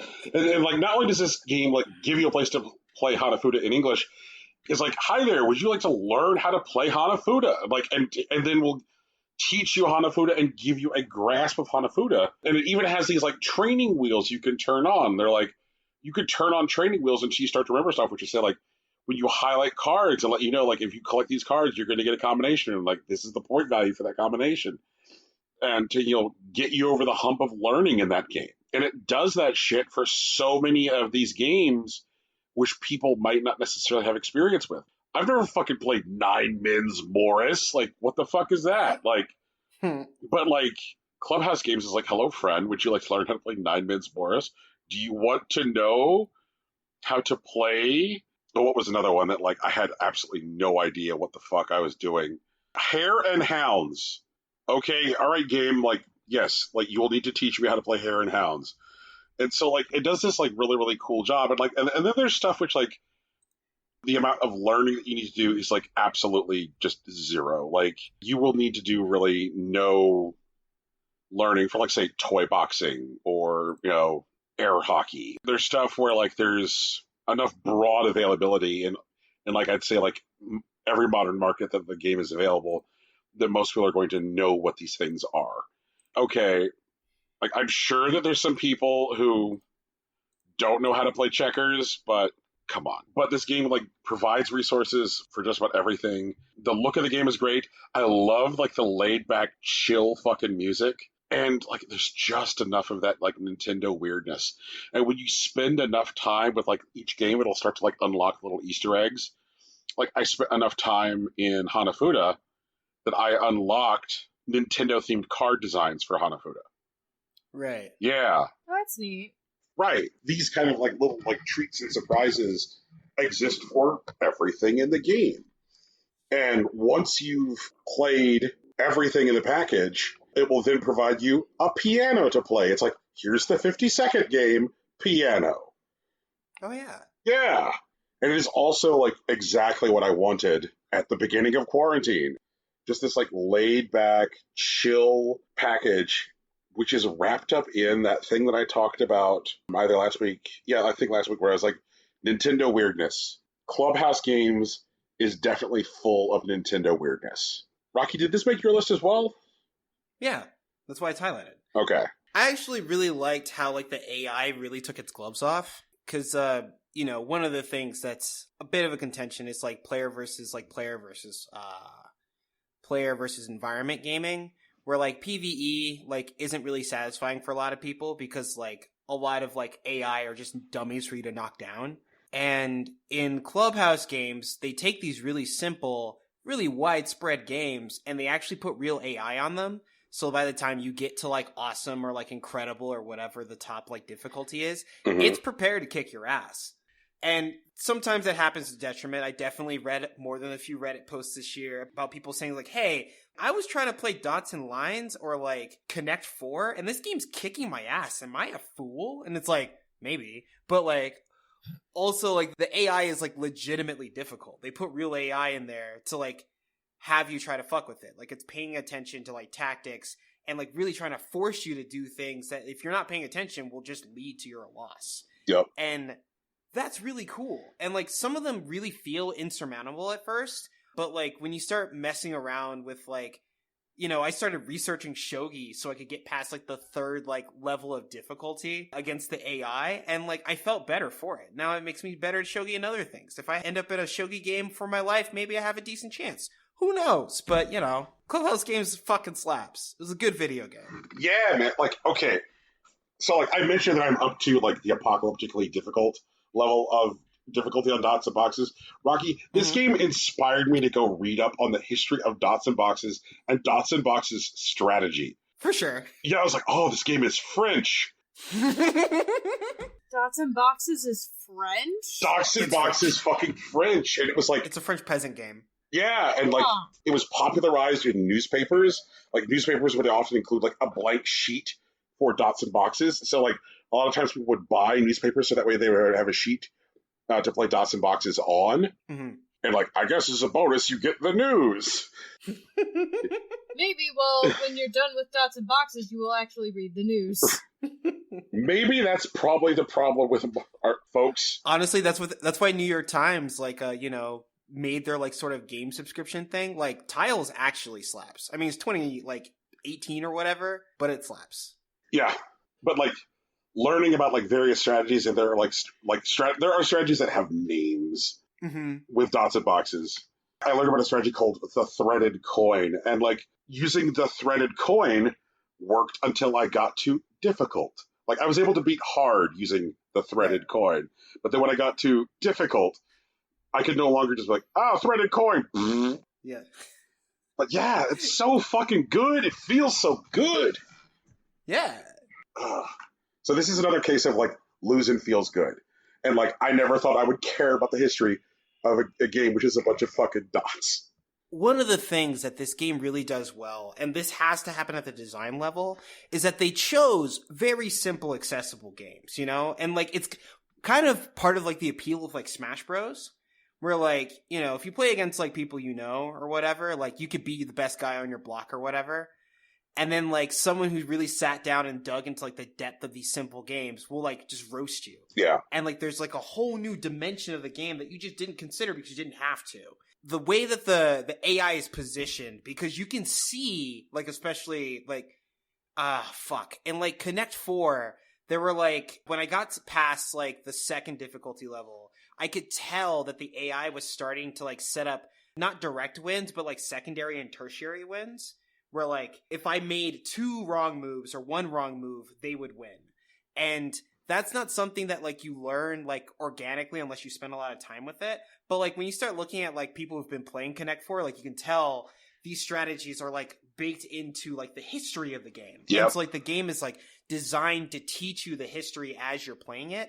And because it's simple, it's easier to get into and you can understand the language of it, but it has a lot of depth because of the time that like this game has been able to exist, which is really cool. Yeah, something that like this game reminded me of is it reminded me of when we were playing A Way Out a couple years ago, when you would like encounter throughout the game these various like 2-player amusements that are like superficial, and just like how resonant and satisfying those moments were throughout the game, whether it was like playing horseshoes or playing Connect 4 or playing the arcade game that was in the hangar of the airport. That all those like felt like some of the best moments in that game. Just like a well executed simple game is a delight, and this game packages those up so well. It's a good ass time. Easily one of the best things that Nintendo has done in a while.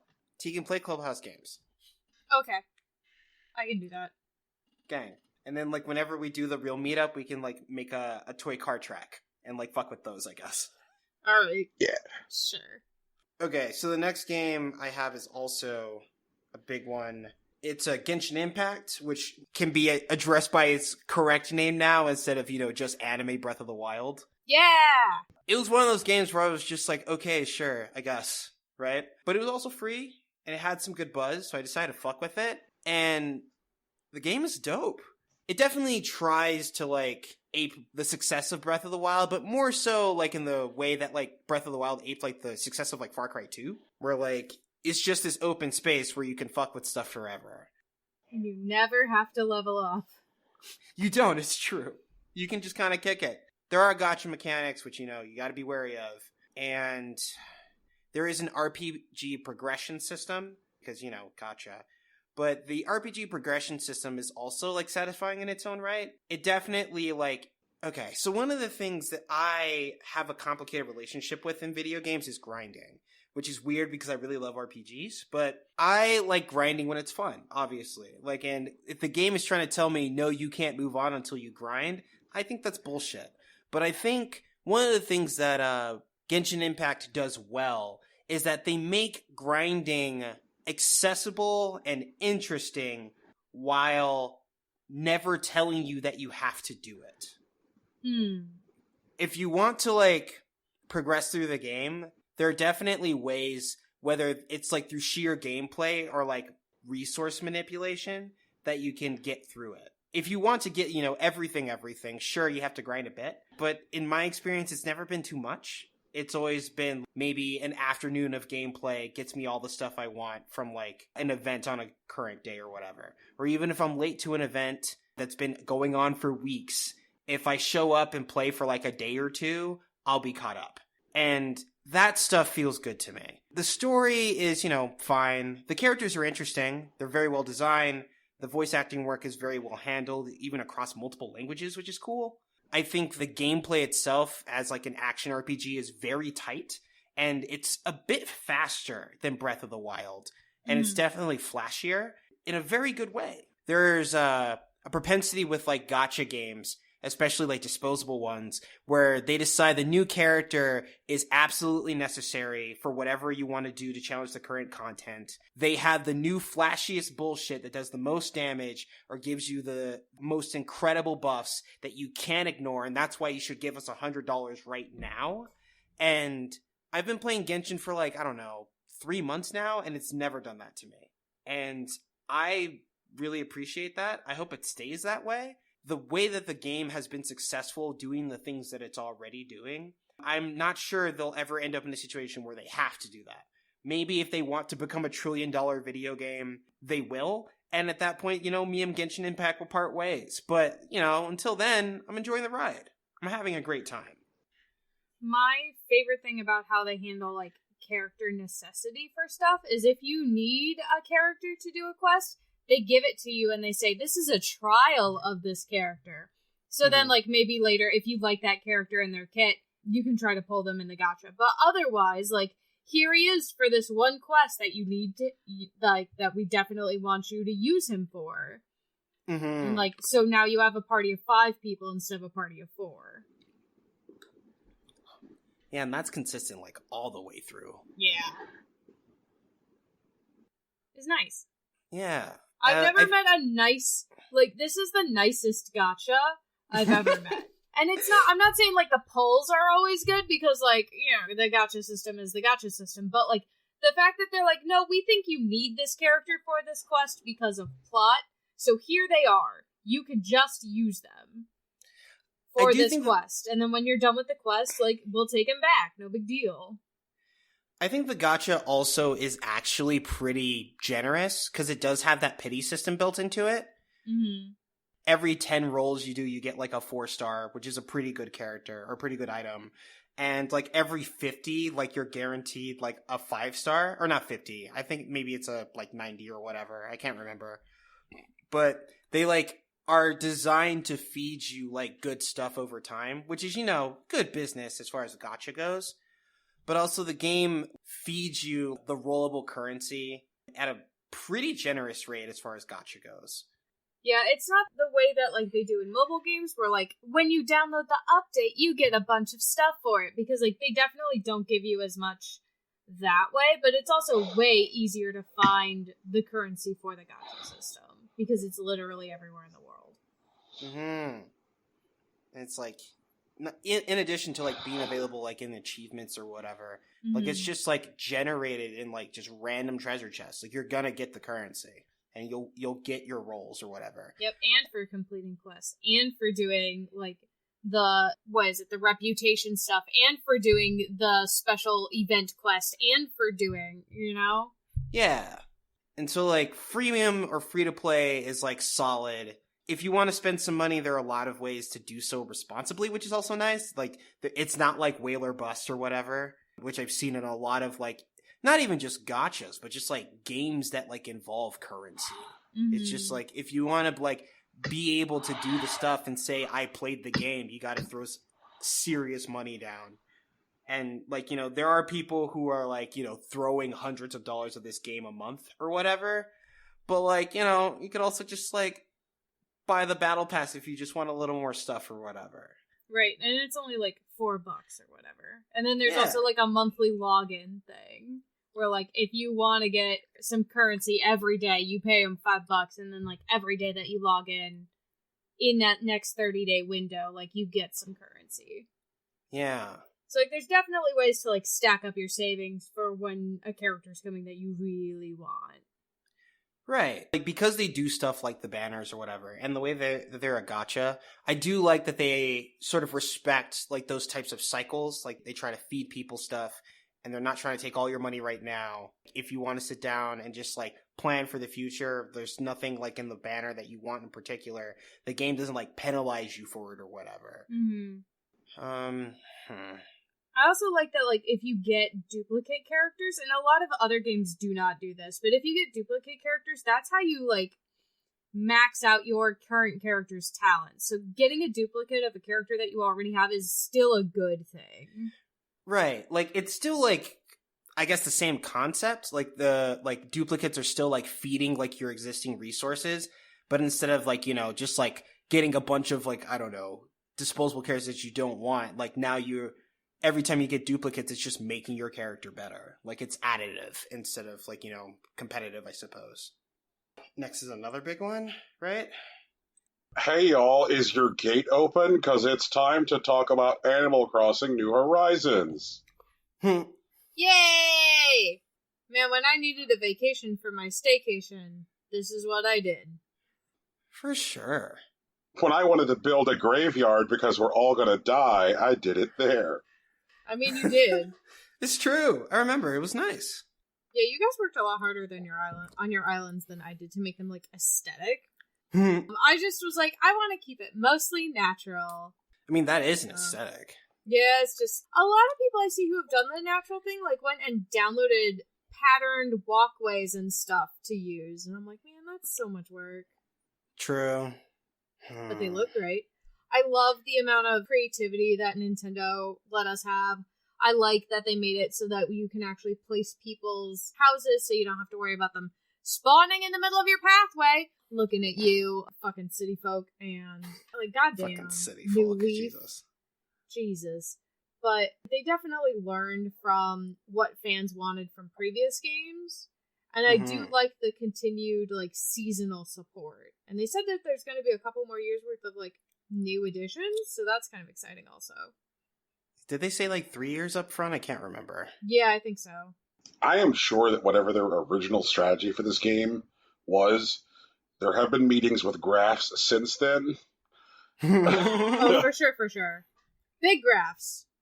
Yeah, like, hey guys, look, the numbers went higher. There's got to be something that somebody said at least once. This is more than we could have ever anticipated. Yep, well, you know. It came out, and this is, I think, like, a very good instance of the right game at the right time. Yup. Too. Yep. Mm-hmm. Like, it was literally, like, the day my state went into lockdown was the day that Animal Crossing was released. It feels like Animal Crossing New Horizons and Clubhouse games were the perfect Nintendo releases for this year. Mm-hmm. As much as I stand by the idea that, like, Clubhouse games would have been an incredible launch game, because one of the things that, like, they were trying to, you know, pitch the Switch on with 1-2 Switch was, like, accessibility for your family, and this is something that, like, people can casually game with like, minimal investment. Clubhouse games also benefited from quarantine, but Animal Crossing, Jesus, like, there were things in Animal Crossing that irritated the fuck out of me that I don't think I would have had the patience for was it not quarantine. I'm still right out here saying, like, item durability in Animal Crossing, fuck off. Come on. I really enjoyed the crafting system. Once you start to, like, get in there and get blueprints and, like, make cool shit, like, that's really fun. The experience of going to the shop and the Nook's telling you, like, hey, the dumb item of the day is definitely something that, like, you have the blueprints for and you have, like, tons of resources stacked for, so come get rich, son. I definitely enjoyed that. You know, like, the number of times I made, like, a little square wooden table early on when I was low on funds, and because that was the item of the day, I just, like, racked up, like, square little tables and turned them all in, was good. But item durability, it sucks to be, like, out there and, like, in your groove. And you know what I'm talking about, like, when you're in your groove and, like, Animal Crossing, you're either, like, fishing and you're getting everything you want, you're out catching bugs and getting everything you want, or you're, like, pruning your trees and cutting down stuff, and then just, like, pop, it's gone.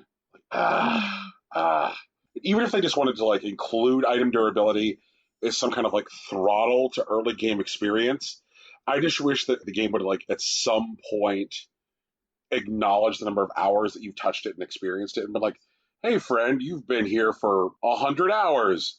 I guess we can, like, stop the charade and your shit can stop breaking. Like, right, like, if you could craft the golden stuff and the golden stuff was just perfect forever. Yeah. That'd be nice. Exactly. Like, I understand the idea of putting it in as, like, early game throttling, especially since like there's so much stuff that is in that game designed to make you focus on different parts of the play experience. Like the fact that like every map that could generate, you couldn't immediately explore the entirety of your map because you don't have the pole vault, and at the very least there's a body of water that breaks up one part of your island from another, so that way you can't go everywhere.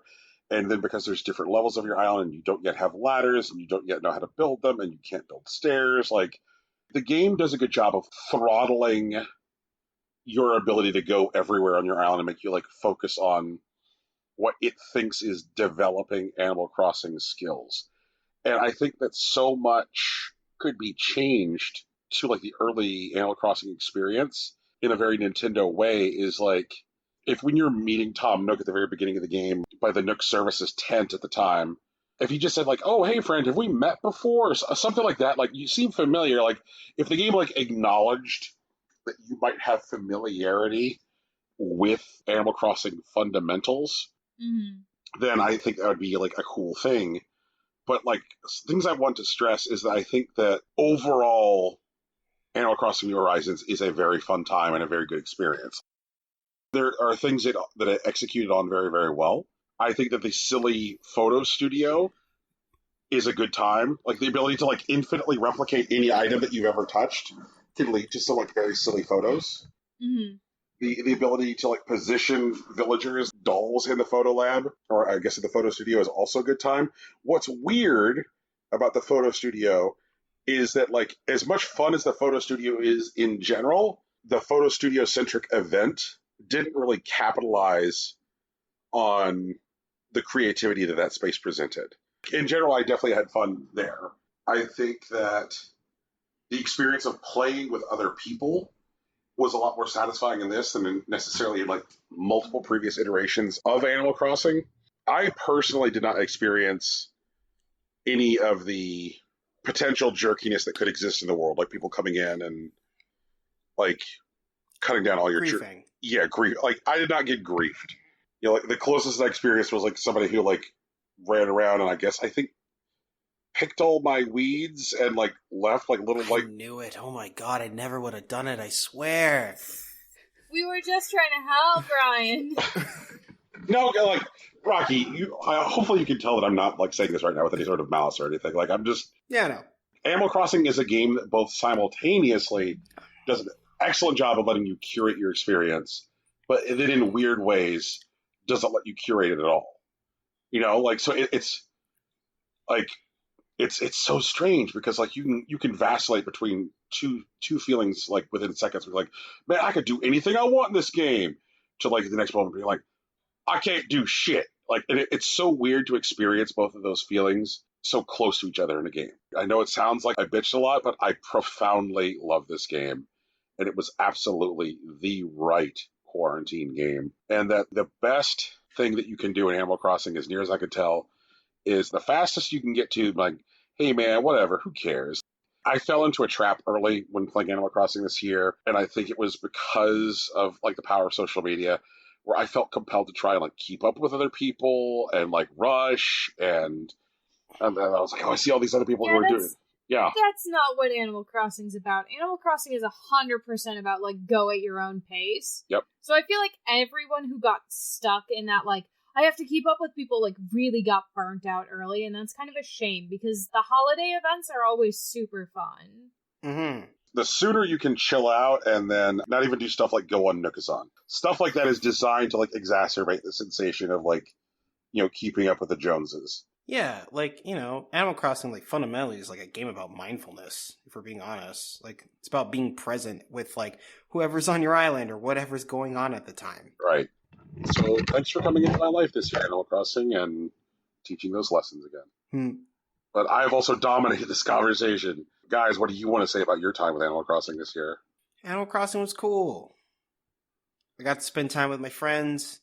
We went on a crazy adventure to, you know, break the stock market, and then we did, and we made more money than we ever had to deal with or whatever. I still have most of it, actually. It's just sitting in a bank somewhere. Turns out I didn't need that much of it. I made friends with people on my island, had some good hellos and some tough goodbyes, hung out with KK Slider, brought me some new music, and that was cool. I'm glad that like the characters are progressing, even though you kind of have like a new MC. Like the third Able sister's like really chasing her like fashionista dream. Yeah. She's really doing stuff. Yeah.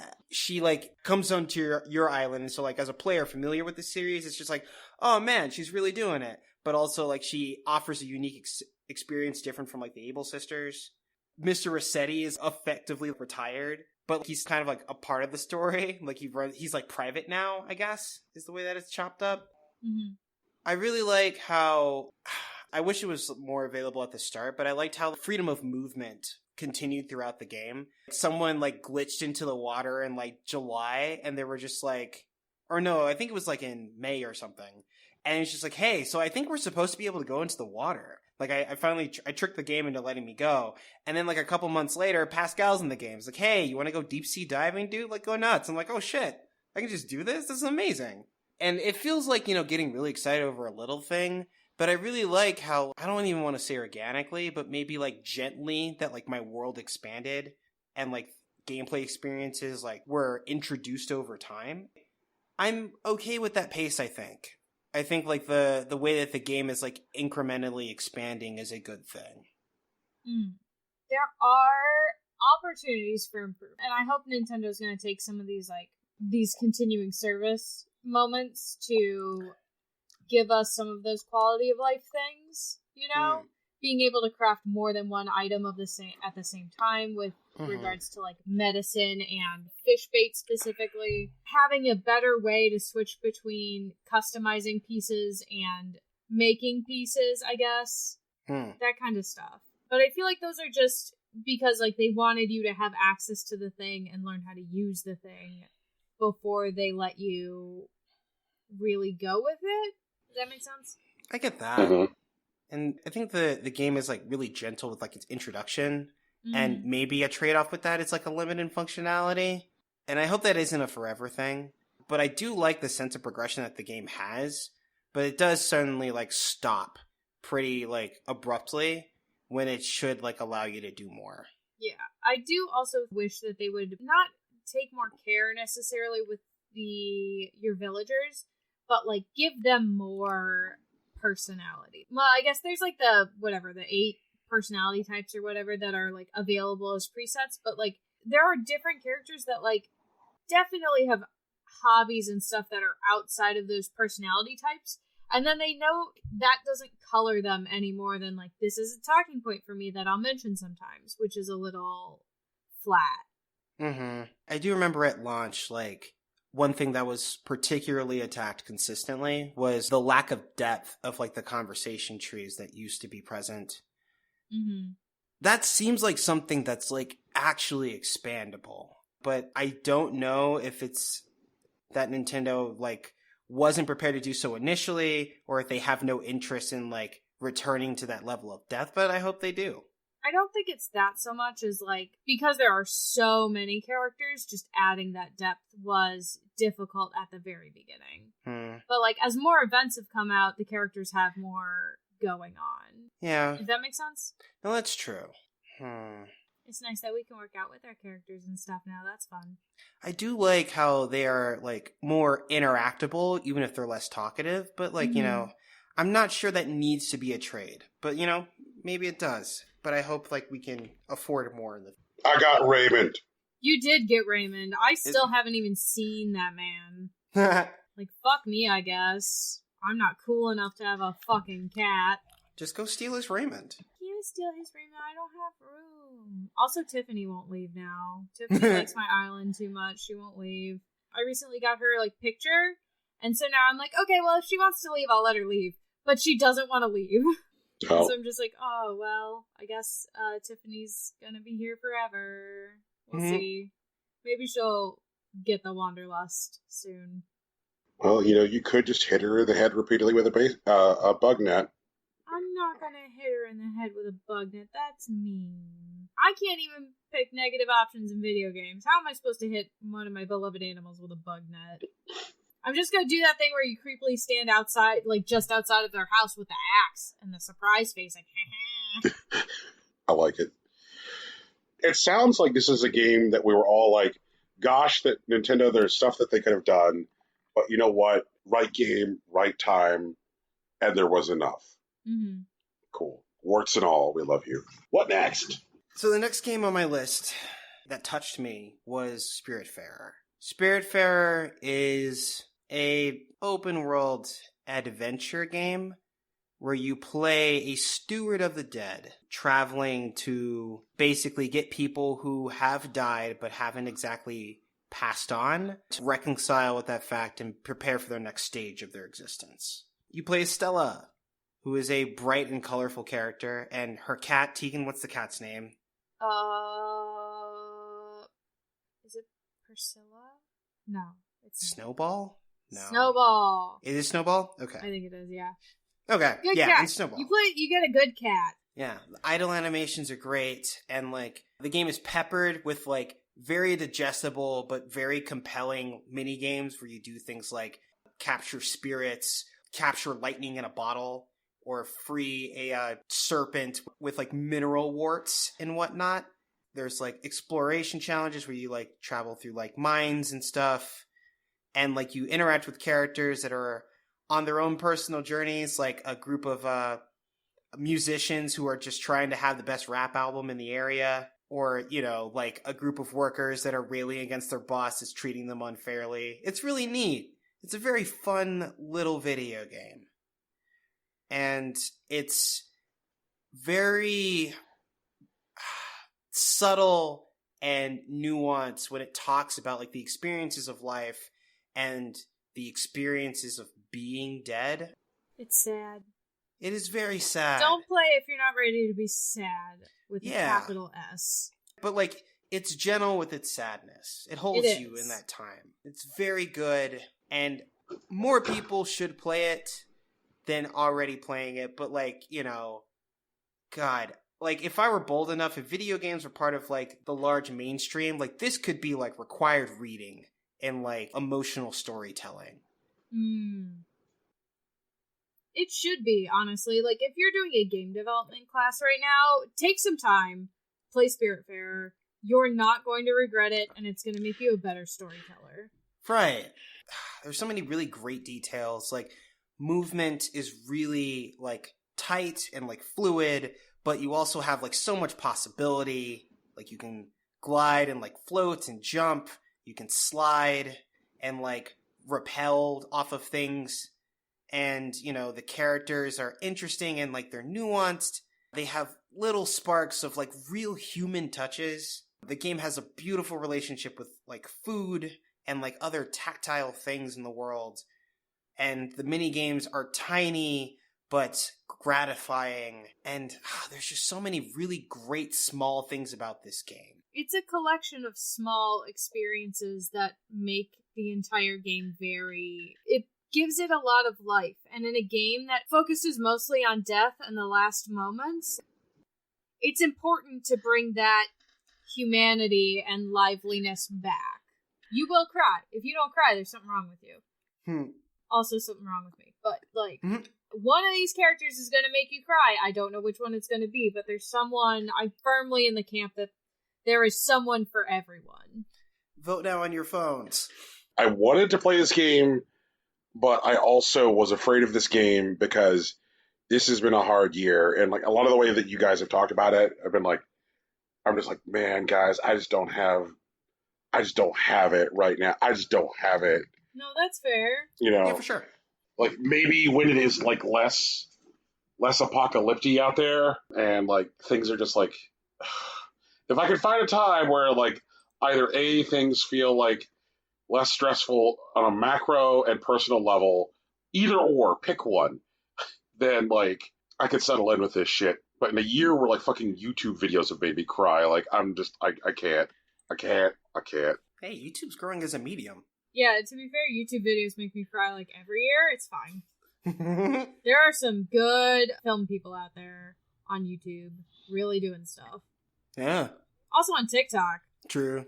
Oh man, there's this guy that cooks on TikTok that talks like he's a trained chef who lived in like the US and like mainland China for a while. And he's really like taken those lessons to like make like a new type of like American cuisine. So he's done things like make like cereal noodle soup or like mushroom like coffee broth in like a ramen bowl. It's really great. Literally everything he makes looks delicious. Mm-hmm. And I am a fucking picky eater, but like I would try everything once. But we'll get that to you guys on TikTok. This is not a TikTok podcast. Nah. It's true. Not yet. I don't know if that's a threat or a promise, Tegan. Yes. To be fair, I did cover TikTok on like 5 separate occasions, so you know. It's true. You are our premier TikTok correspondent. An odd job for our premier Call of Duty correspondent. Yeah, well, you know.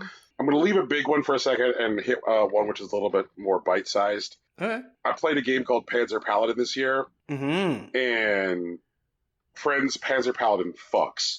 True. I think I might have said this like the first time I touched it this year, but I think it bears repeating.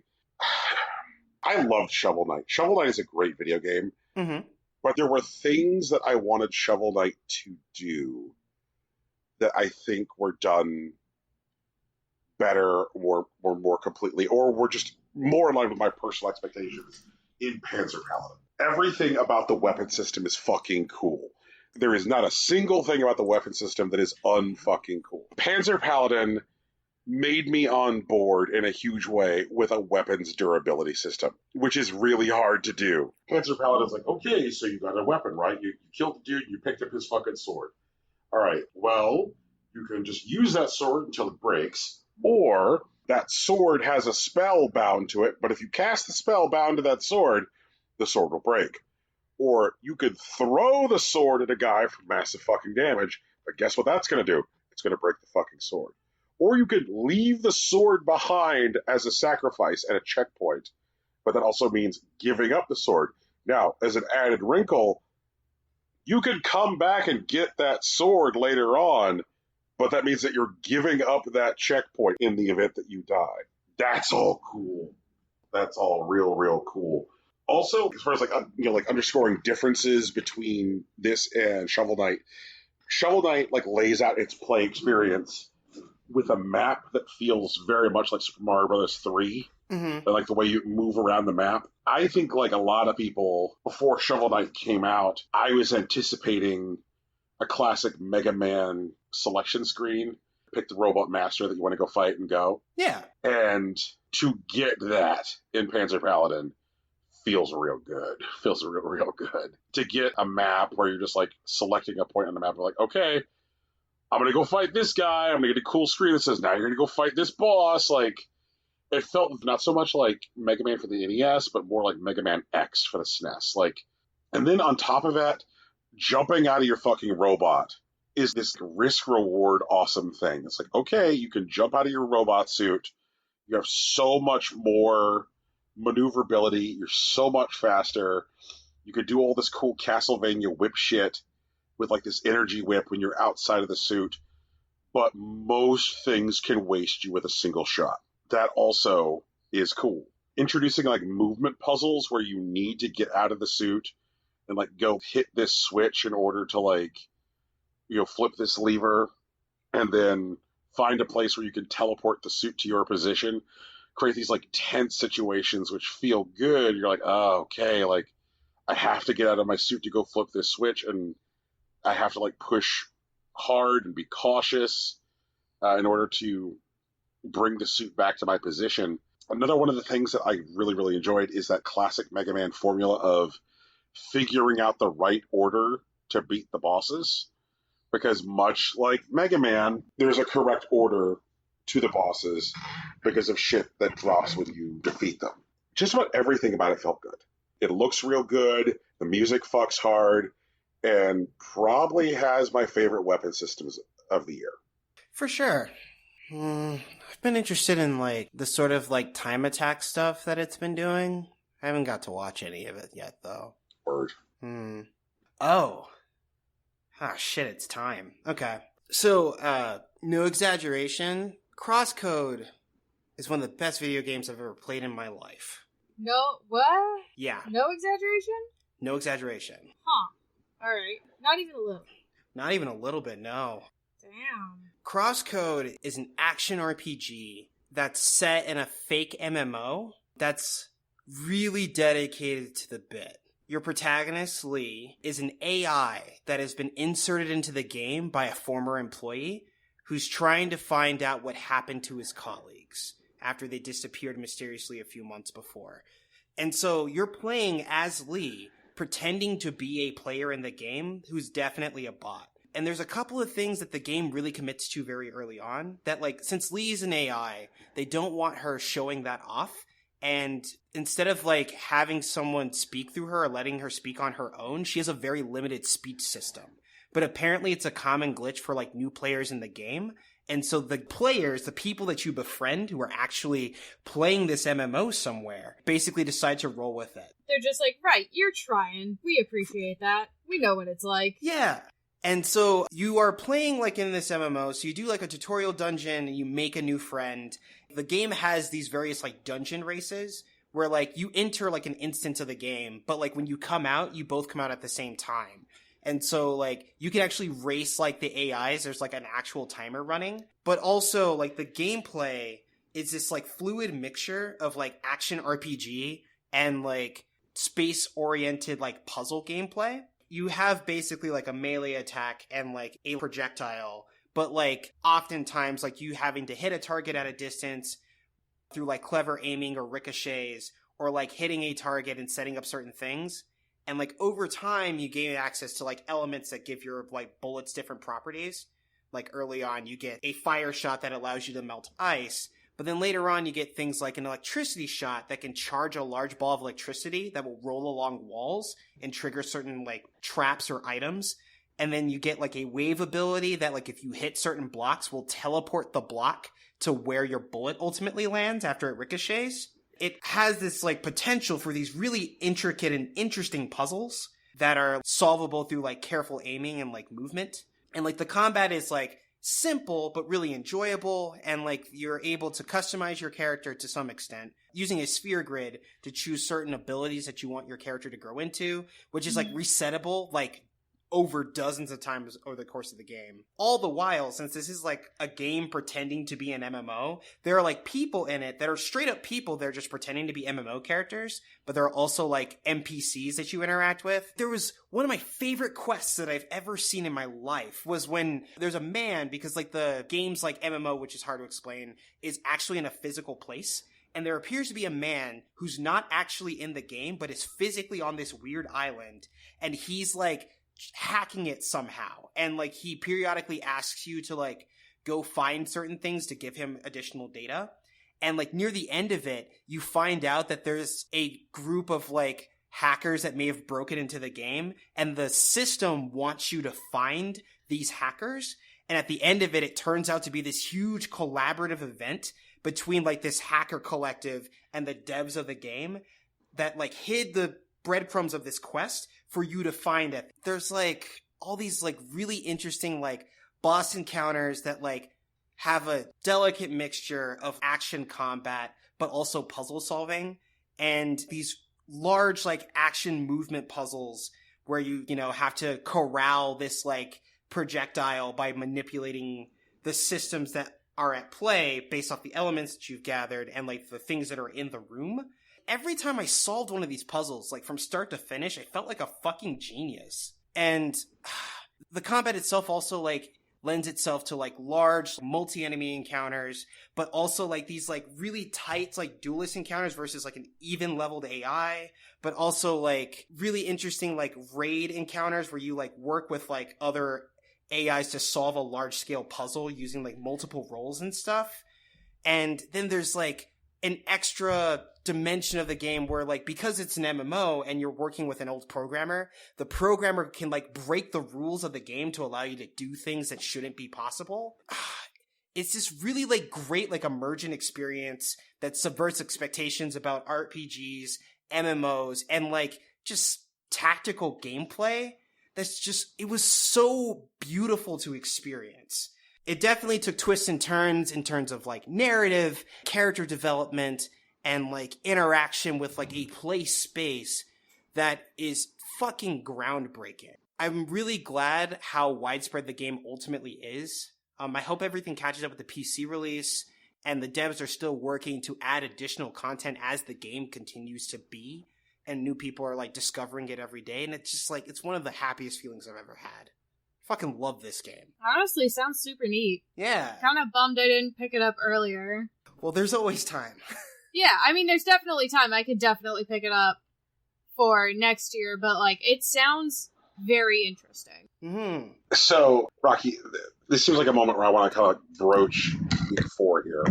Okay. Part of the reason that we've made the changes to our format this year are an effort to try and create a Game of the Year collection of episodes which more closely reflect our year and more closely reflect our show. And, like, you have dumped, like, multiple hours over the course of the year into talking to us about CrossCode. You have evangelized this game. You fucking love this game. I honestly feel like if CrossCode is not represented in our top 10 games of the year, I will be a sad panda. Well, I'd hate to do that to you, Brian. Yeah, especially since you think pandas suck. Right. So don't make me a sad, miserable piece of shit. Okay. I think I can work with that. Panda's cute. Rude. Tegan. Pandas do not deserve your slander. And it's a trash. And I think that the reason that Rocky has not put it down there is it was released on the PC in 2019. And I'm out here to say with my full chest, I don't give a fuck. It goes on this list. Mood. Fine, I'll put it down there. Am I right? Is that why it was not down there? Yeah, it's not eligible. Okay, all right. It doesn't meet our most basic eligibility requirements, which is full release this year. Yeah. Shrug, who cares? 2020 is a mulligan on everything. Fuck it. Fucking mood. Yeah. Should I put Nier Automata down there then? Tegan, put it on the list. It goes on the list. Fuck yeah. I'm putting it on the list right now. And Tegan, did you run through that game again this year? Maybe. Maybe I fucking did. Maybe I just wanted to see all of my fucking robot boys and make sure everyone was still cool. And guess what? Both 9S and Connor the Cyborg sent by Cyberlife are still fucking cool. So you know what? I have excellent taste in anime androids. I will not be accepting criticism. Would you say, Tegan, that Nier Automata was a resonant game for you in 2020? I don't think it was a resonant. I think it was a resonant game in 2019 when I finally fucking played it. I do think I enjoyed it a lot still, and I do think the soundtrack is still a banger, but, like, resonant game? No. Comfort game? Yes. That's an important distinction. Cool. Yeah. Comfort game also, Legend of Zelda Wind Waker. Ran through that again. Still not a resonant game this year. Comfortable game, though. Yeah. Those are my oceans, man. Take me by the hand, lead me to the promised land. Anyway. Brian, you're up next. Okay. Brian, you gotta pick a game. It's true. Let's do a big one. All right. What big one we doing this time? We gotta talk about Hearthstone. Oh. Small big one. Or you mean a small big one? Small big one. I don't play Hearthstone. It's only small big one. It's a big one because of the amount of time. Oh yeah, for sure. Yeah. Like, it's definitely a big one for you, but it's not a big one, like, for the three of us, the way Animal Crossing was. Right. Or Hades. So this is the year that I was running away in the rain, and Hearthstone called out to me, and I turned around, and Hearthstone said, "I'm sorry, do you know how much I love you?" And, like, I looked at it in the rain, and they looked at me, and Hearthstone said, "I don't say it enough." And you tried to turn away again, and then he grabbed your wrist and pulled you in for a passionate kiss. Yes, all of that. And then... Hand on the small of the back, that's crucial. Right. For sure. Right, all that. I swooned. My foot went up. And then as soon as I drew away and looked breathlessly into Hearthstone's eyes, Hearthstone leaned in and whispered in my ear and said, "Battle Pass, big boy." Oh, no. I wish I had marked the exact date, and I'm sure we could, like, consult the archives and the tablets and, They're in the dock somewhere. And find the exact date that Brian started the Battle Pass. Yeah, and he was like, "I don't know about this." I do remember that. Right.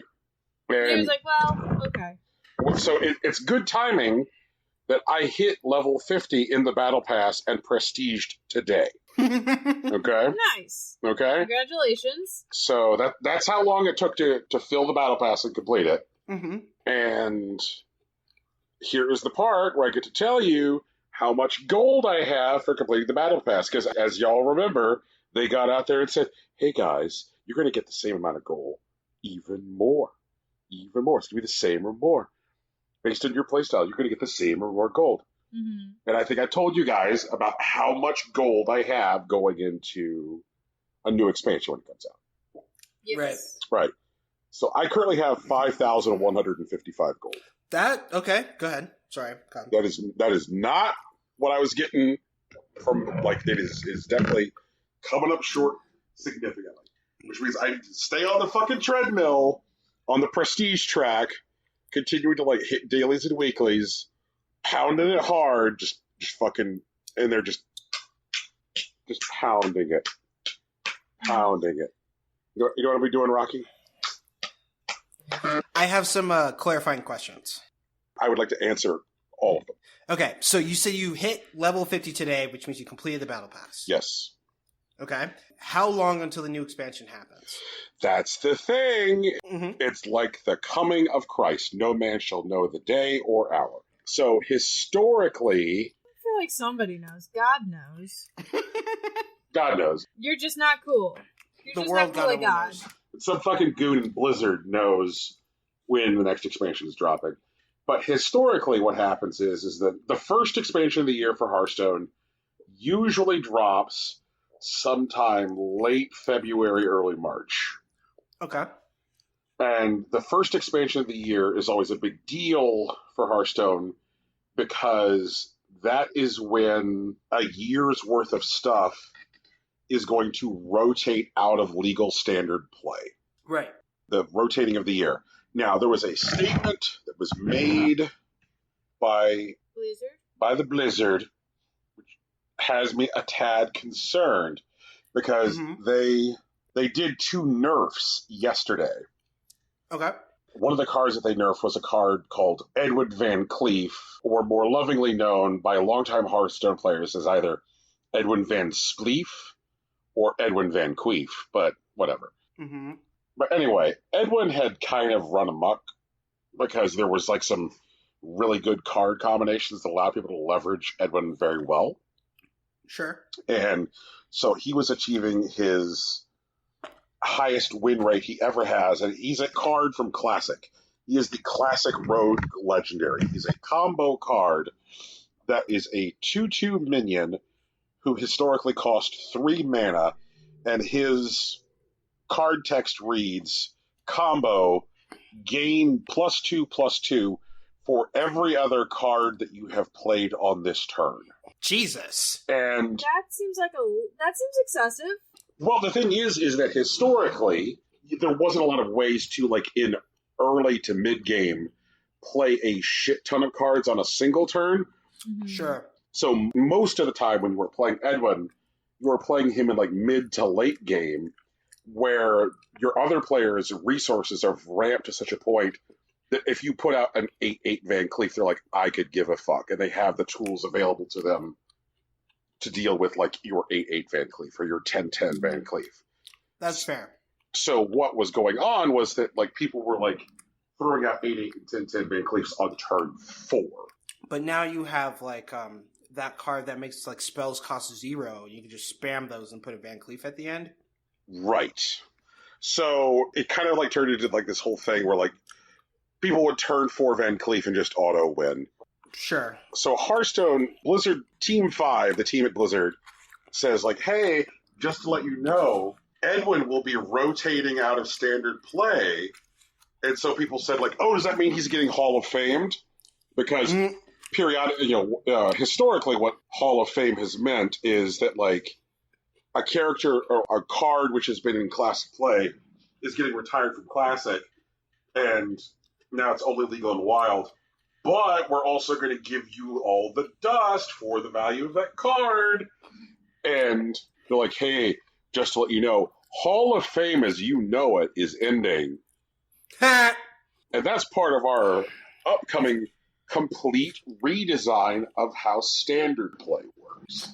There had been rumor that they were overhauling Standard. Right. Because of player attrition. And like this is the first time they've out and out said it, and just kind of like came out as a byproduct of them talking about this card nerf. And so like, yeah, and so they're like, there's no point to hoarding Van Cleefs because you're not going to get the Hall of Fame dust. You're not going to get the Hall of Fame dust. And they're like, what are you guys doing? I mean, I have suspicions. Okay. Which are that like what they're going to do is classify a certain group of cards as like classic or standard, and then make them all a classification of card, which is known as basic. And basic cards cannot be crafted or disenchanted. You just have them. That's the difference between basic cards and standard cards. And so I think that like what's going to happen is that like everything which is standard is getting demoted to basic. And I suspect that like that is designed to make the game easier, like for the hypothetical Rockies and Tikans of the world to get into the game. If everything which is standard became basic, then that would mean that like you have a much wider tool set available to you. If you decided you wanted to like fuck around with Hearthstone, that would mean that like just by creating an account, you would have a lot more cards available to you. Gotcha. Right. That's what I think they're doing. And if that's what they're doing, then great, because that will hopefully invite new players into the game, because it'll mean that there's a lower threshold to being able to have a good time. Because one of the things that we've always talked about is like, what is fundamentally fair with like a free-to-play game? We talked about earlier with Genshin Impact. Where is that line between like getting people in and fucking them? You know, like... Sure. And so like, if that's what they're doing, I'm all for it. Now, if it's some kind of like ridiculous hibbity-jibbity, which is just designed to like make me get out my wallet more often, I'm going to have some feelings. Now, if I'm able to, like, through, like, completing prestige levels, get to where I was in previous expansions with gold by the time it actually comes out, like, I will definitely say so on this show. I'll be like, hey, guys, by the time the expansion came out, I had enough gold. Like, I was fine. But, like, I also, by the same token, if it's not the case, I'll point that out. But the things I really want to say about Hearthstone this year is that, like, the combinations of cards and, like, the new types of decks that were possible were really, really exciting. That was fun. That's cool. There were whole years in this game where like playing Shaman was just completely like not viable as a class. Like there was a point where it was like, you can play any class except for Shaman because Shaman is like destroyed. Much like the years where it's like, you can play anything except for Priest because Priest is destroyed. But this year, the absolute dominance of like evolved Shaman has been like a thing to behold, because like when certain tools came out for Shaman, people were like, what do these fucking do? And people just didn't see the synergies immediately. Sure. Like there's a card called like Desert Hare, and it's a 3-mana minion with 1 attack, 1 health. That's it. But his battle cry reads, summon 2 more of these minions. Now, what's cool about it, and what's important about it, is the mana cost of them. Because they sit on your board being 3-mana minions. And if you take the Shaman weapon, which causes all of your minions to evolve whenever you attack with the weapon, your little shitty 3/1/1s become big, beefy 4-mana minions when you swing with the weapon. So, like, you're flooding the board pretty quickly with minions, and just, like, it turns into this really, really interesting control deck where you're like, okay, well, what can I trade? What can I afford to let die? Because the most important part with Evolved Shaman is making sure your minions stay alive. As long as your minions are alive, you have a chance. Take as much damage as you want to your face. If your minions are going, you're good. Demon Hunter went from like being like completely out of control to like every class having resources for keeping Demon Hunter at bay and under control. Face Hunter is still viable, but not out of control. Like, the meta is healthy. The meta is absolutely healthy. I've spent more time on ladder this year with Hearthstone than years since the first year. I made it into fucking Diamond for the first time. And, like, I really feel like... I'm sorry, if I play as much this year as I played last year, I got a shot at Legend. Like, it's fun. Hearthstone is fun. Please don't fuck my wallet, Hearthstone. That is my Hearthstone speech. I think you're still on track to make the same amount of gold, because I think you said you were like around 5, 5, 6, usually at the end of expansions. Yep. And Prestige, if I remember correctly, it's supposed to give you like 150 gold per level. So what they did is they changed it to 50 gold per level, but they made the levels much smaller. So the idea is that, like, you have to do a lot less to level once you prestige. Right. After I hit 50 today, I hit level 51 within 30 minutes after that, and then level 52 within 10 minutes after that. Okay. So if you're at 51, you would only need 7 levels to get back to 55. And I don't know, what is it? Like 16 to get to 6K. And you have, 6 weeks left? Right. And so if I generally was going into new expansions with somewhere around like 6,800, I do think it's conceivable. I do. Right. So the only thing that would really stop it is if like the meta got stale to such a point, which I don't see that happening. The 2 buffs that happened today should actually liven things up quite a bit. They nerfed Bogspine Knuckles and nerfed Edwin Van Cleef. So, that should like shake up where Shaman and Rogue live in the hierarchy and keep me champing for more. Poor Edwin. Rip the king. First, his name's Edwin. Second, he doesn't get to go in the Hall of Fame. No, go ahead, do the third thing. No, I don't remember what the third was. Oh, rip. Sorry. Third, I don't remember. Actually, I want to shout out my friend Eddie, Edwin Felix.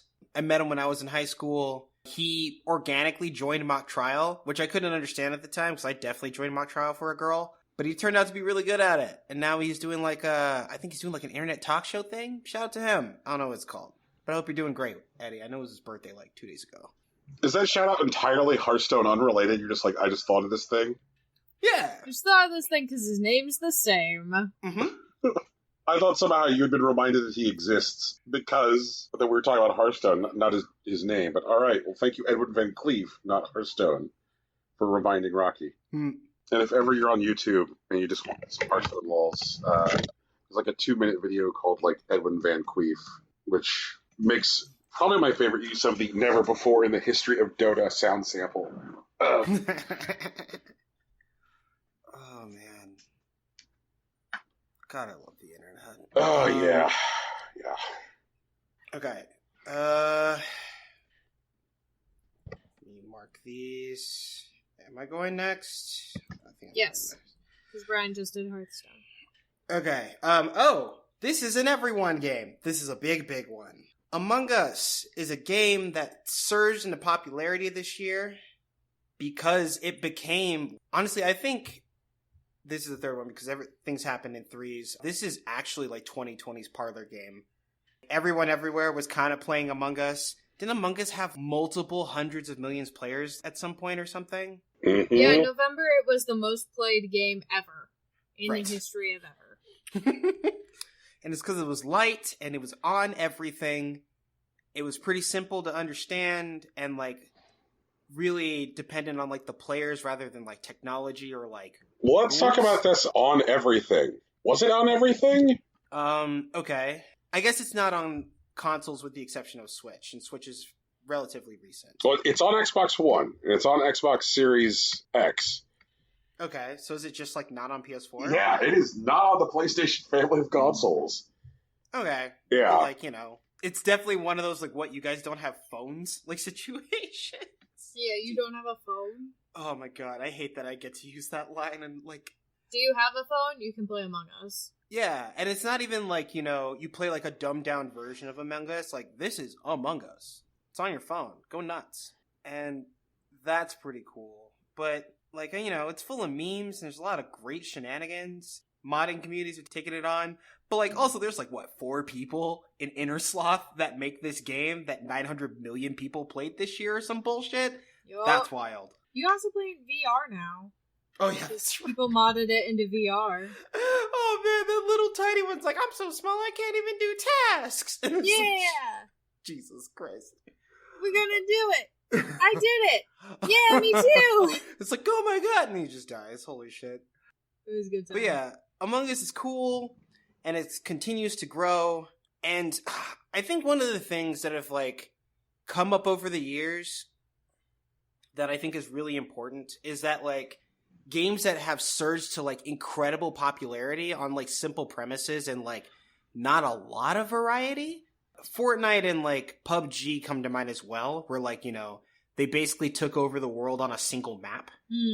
And like, you know, Among Us also only has like 3 maps. Like if you go back to like 2014 and tell some kid that the best shooter of 2017 to 2020 is a game where there's only 1 map and you just drop in and everyone fights each other, they would spit in your face, especially if you're on Xbox Live. But like, you know, that's just like the world we live in now. I guess streaming culture and like the presence of like emergent gameplay, which is like a whole different thing. And Among Us, I think, is probably one of the most pared down interfaces for emergent gameplay, where like most of the fun isn't like the stuff that you're doing in the game, but the stuff that you're doing to and with other people. I think you're like dead on, Rocky, with this whole idea that like people would be surprised and shocked at the idea of like a limited number of maps or 1 map being the thing.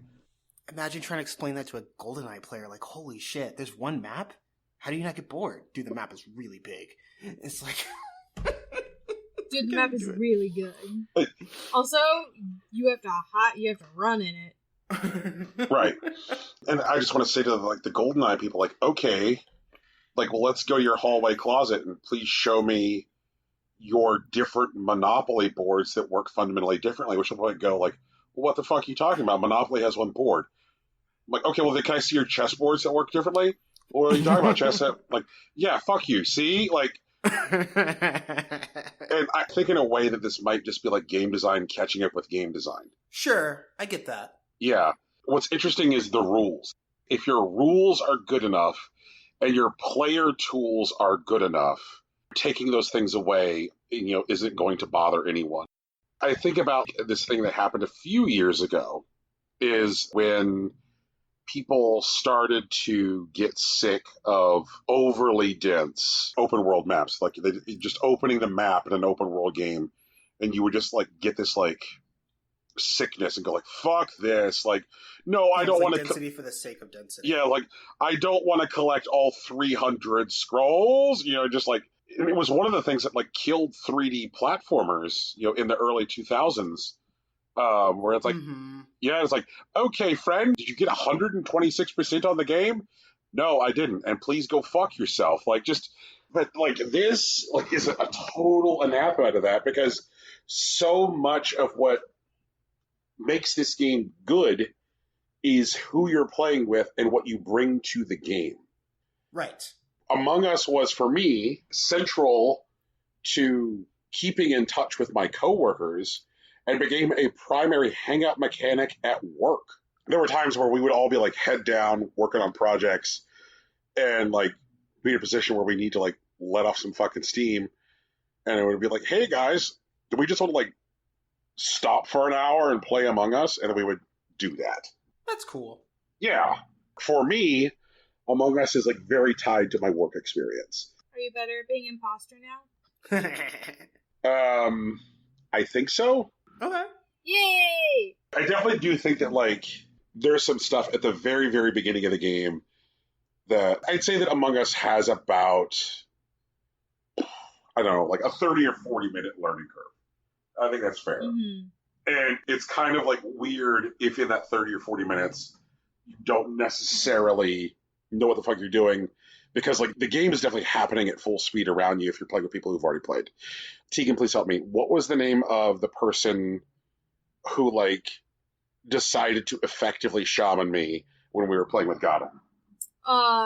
Someone was like, I'm adopting this idiot. Somebody adopted me. Estelle. Yes. Estelle did. That was great, because all you guys... I would have adopted you, but you didn't want to hang out with me. Well, look. It should be pointed out here that my first 2 times playing Among Us, the first time I got murdered by Rocky, the second time I got murdered by Tegan. Those were literally my first 2 instances of playing the game. And like going into the game, they're like, yeah, Brian, bud, we got you, bro. We got you. We got you, bro, and then we killed you. Yeah. And I'm like, you know what? They had free time to figure out tasks. Yeah. And like that was kind of like figuring out the tasks, figuring out how the task works, figuring out that the tasks are in and of themselves like cute little mini games That's fun. And then figuring out that these cute little mini games, like, oh, I have to get all the little leaves into the thing. Like, that's fun. Oh, I got to shoot the things, the asteroids. I got to play asteroids inside of Among Us. Then you're like, oh, wait a minute. These are actually tension because while I'm sitting here, I could get fucked. Yes. That's the whole thing. And that's the tension. Like when you see someone strolling down the hallway, are they coming from doing a task? Or are they coming from fucking a guy? Like it just... Are they coming for you? Yeah, a lot of fun. Like the first time I was in a game and I was like, nope, it's not me because I saw your ass on cams. With the first time I was able to say that felt good. The first time I ever did a murder, I got caught on cams. And so like right. I love the full circleness of that experience. And then even more than loving that was the time I lied about seeing someone on cams and because I was the imposter and people went for it. It's like, that sounds official. He was on cameras? I don't even know where those are. Fuck. Exactly. Like, and those moments are very, very satisfying. It's such a cool way of play. Like, and it is literally a game that has existed outside of video games for years. Mafia. I've always enjoyed like good executions of Mafia, Town of Salem, Werewolf. Like these are good executions of that. And like Among Us is probably, as a video game, the best execution of this game format I have ever seen. Mm-hmm. Like it is immensely satisfying. It's a really fun fucking video game. Hey. Did I walk all over anybody else wanting to talk about that? Did anybody else have I want to play it more. Nobody Same. wants to play with me anymore. I think that we should have a Impossible Coin open invitation Among Us session. Ooh. Like, and announce a date and just be like, hey guys, like, get into the Discord. This is the date and play Among Us with us. That could be cool. Yeah. Oh. I haven't gotten to figure out my new strat for playing with both Rocky and Brian. Like, I figured out playing with Rocky, and then it fucked me over. You lost like once. I lost, yeah, and that's the only time I got to try out anything. I gotta figure it out. I gotta figure out how to make it so that both Rocky and Brian believe that I'm good, because the Halo keeps you from getting imposters many times.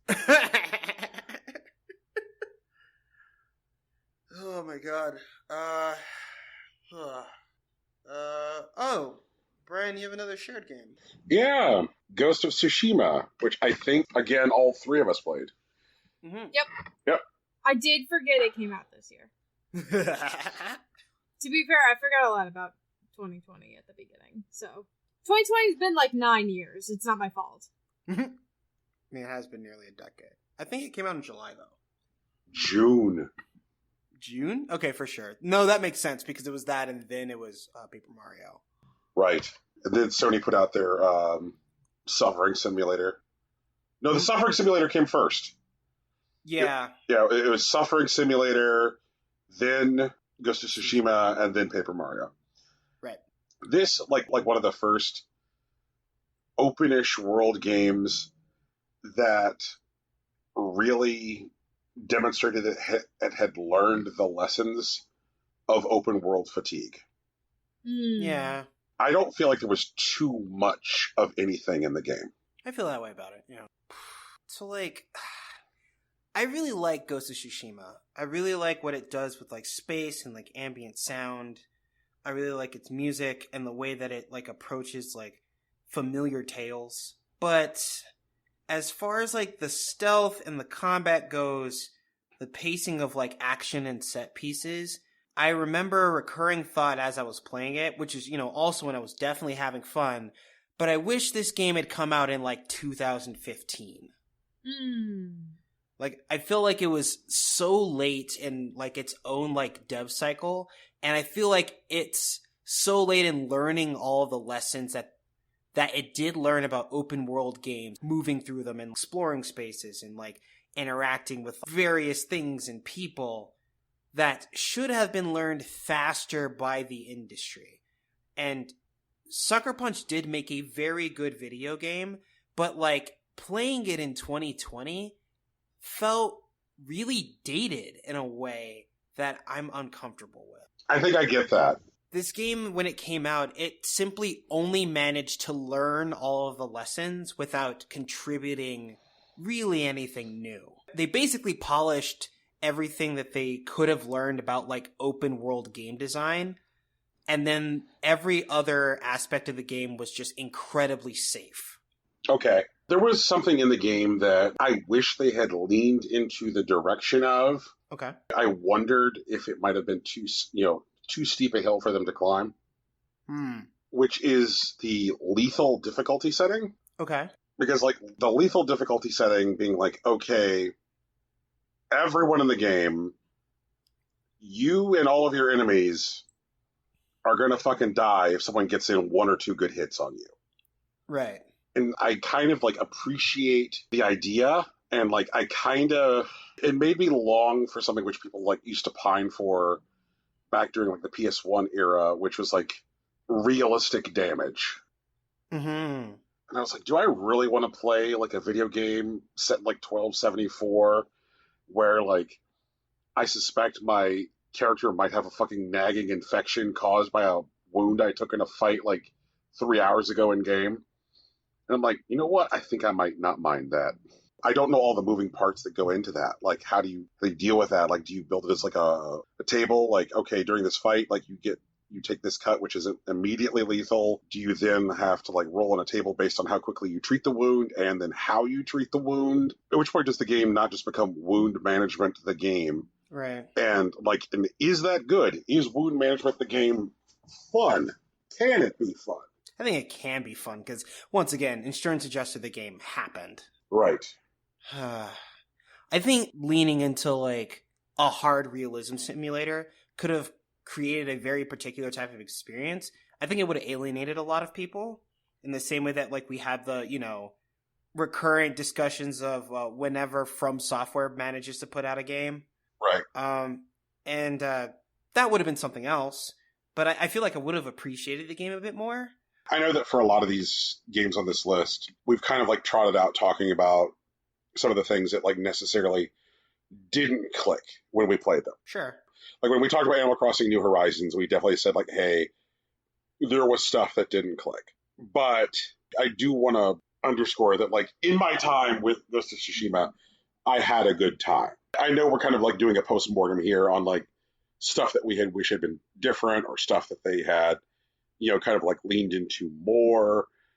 But, like, overall, I think that it probably wouldn't be an exaggeration to say that, like, it may be the most beautiful game that is possible on the PS4 hardware. Like, it's really gorgeous. It's a very pretty fucking game. I think, like, so Ghost of Tsushima, and I kind of feel bad for saying it now, but it was definitely their Game Awards bait, and it didn't pan out for them. The way that the game handles, like, drama and, surfacing mechanics within that drama was a really good idea. Like, the idea where once you rush back into the building and you, like, behead that Mongol warlord, you gain an ability that basically allows you to do, like, one-shot kills in, like, the black and white background. And that's really fucking cool. That was a really fun moment to experience.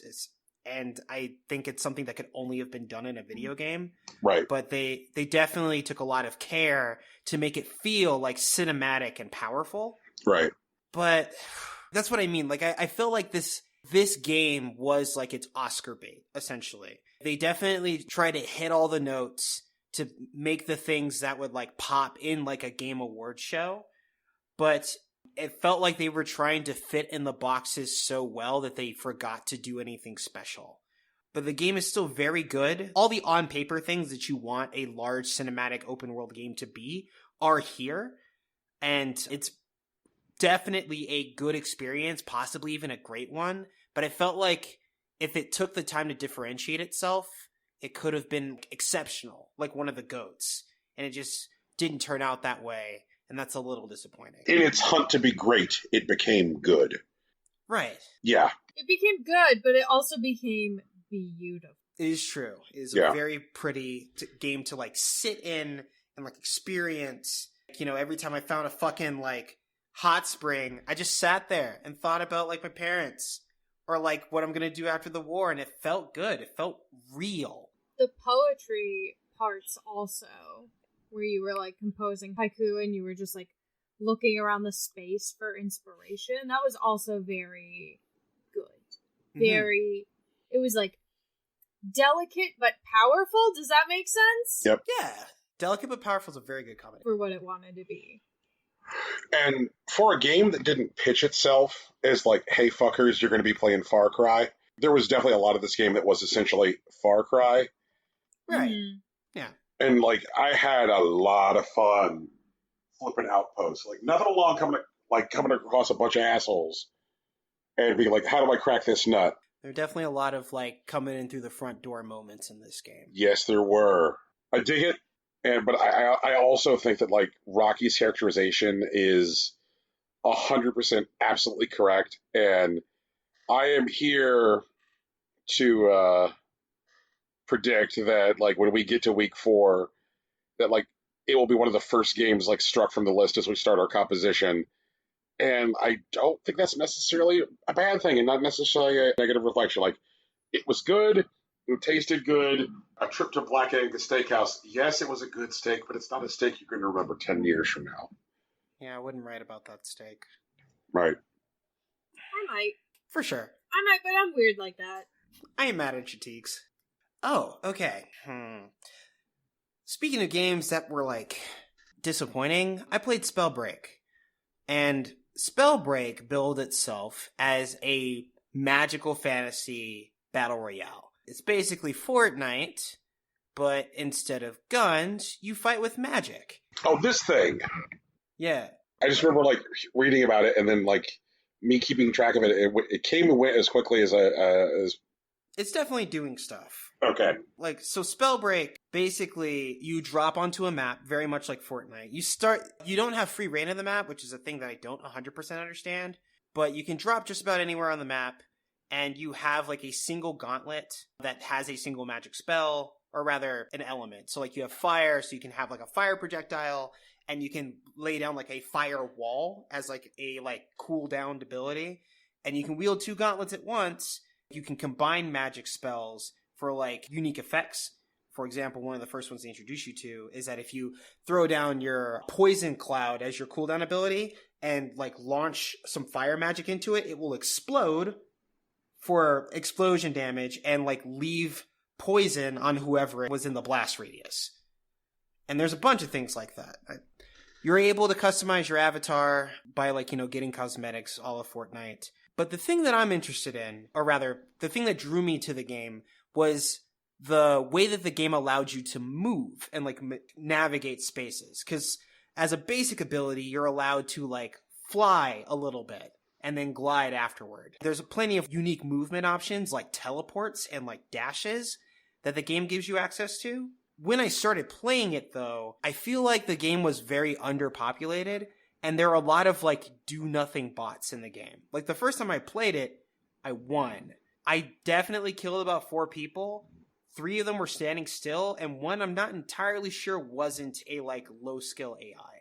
Over time, like, people have, like, come and go, and there are definitely something that looks a bit like a meta, but it's not that intense currently. But it also, in its tutorial, teases, like, the story of, like, a world where, like, everyone in Spellbreak are essentially magical exiles that are, like, railing against some sort of machine, which applies some sort of, like, overarching plot. And recently, they have added, like, sort of story missions where you participate in that world. And I feel like that's, like, their long-term goal. Where, like, they did essentially what Fortnite did backwards. Where they started with Save the World, and then they realized if they rip off Battle Royale, they can make more money than anyone could dream of, and then they did. Spellbreak is, like, using Battle Royale to get people in the door and to fuck with their kit. And what they really want to do is, like, develop this, like, RPG world that's, like, a single player versus environment experience. And I'm interested in that. I'm paying attention to them, but I'm not especially impressed, but there are good bones. Movement is great.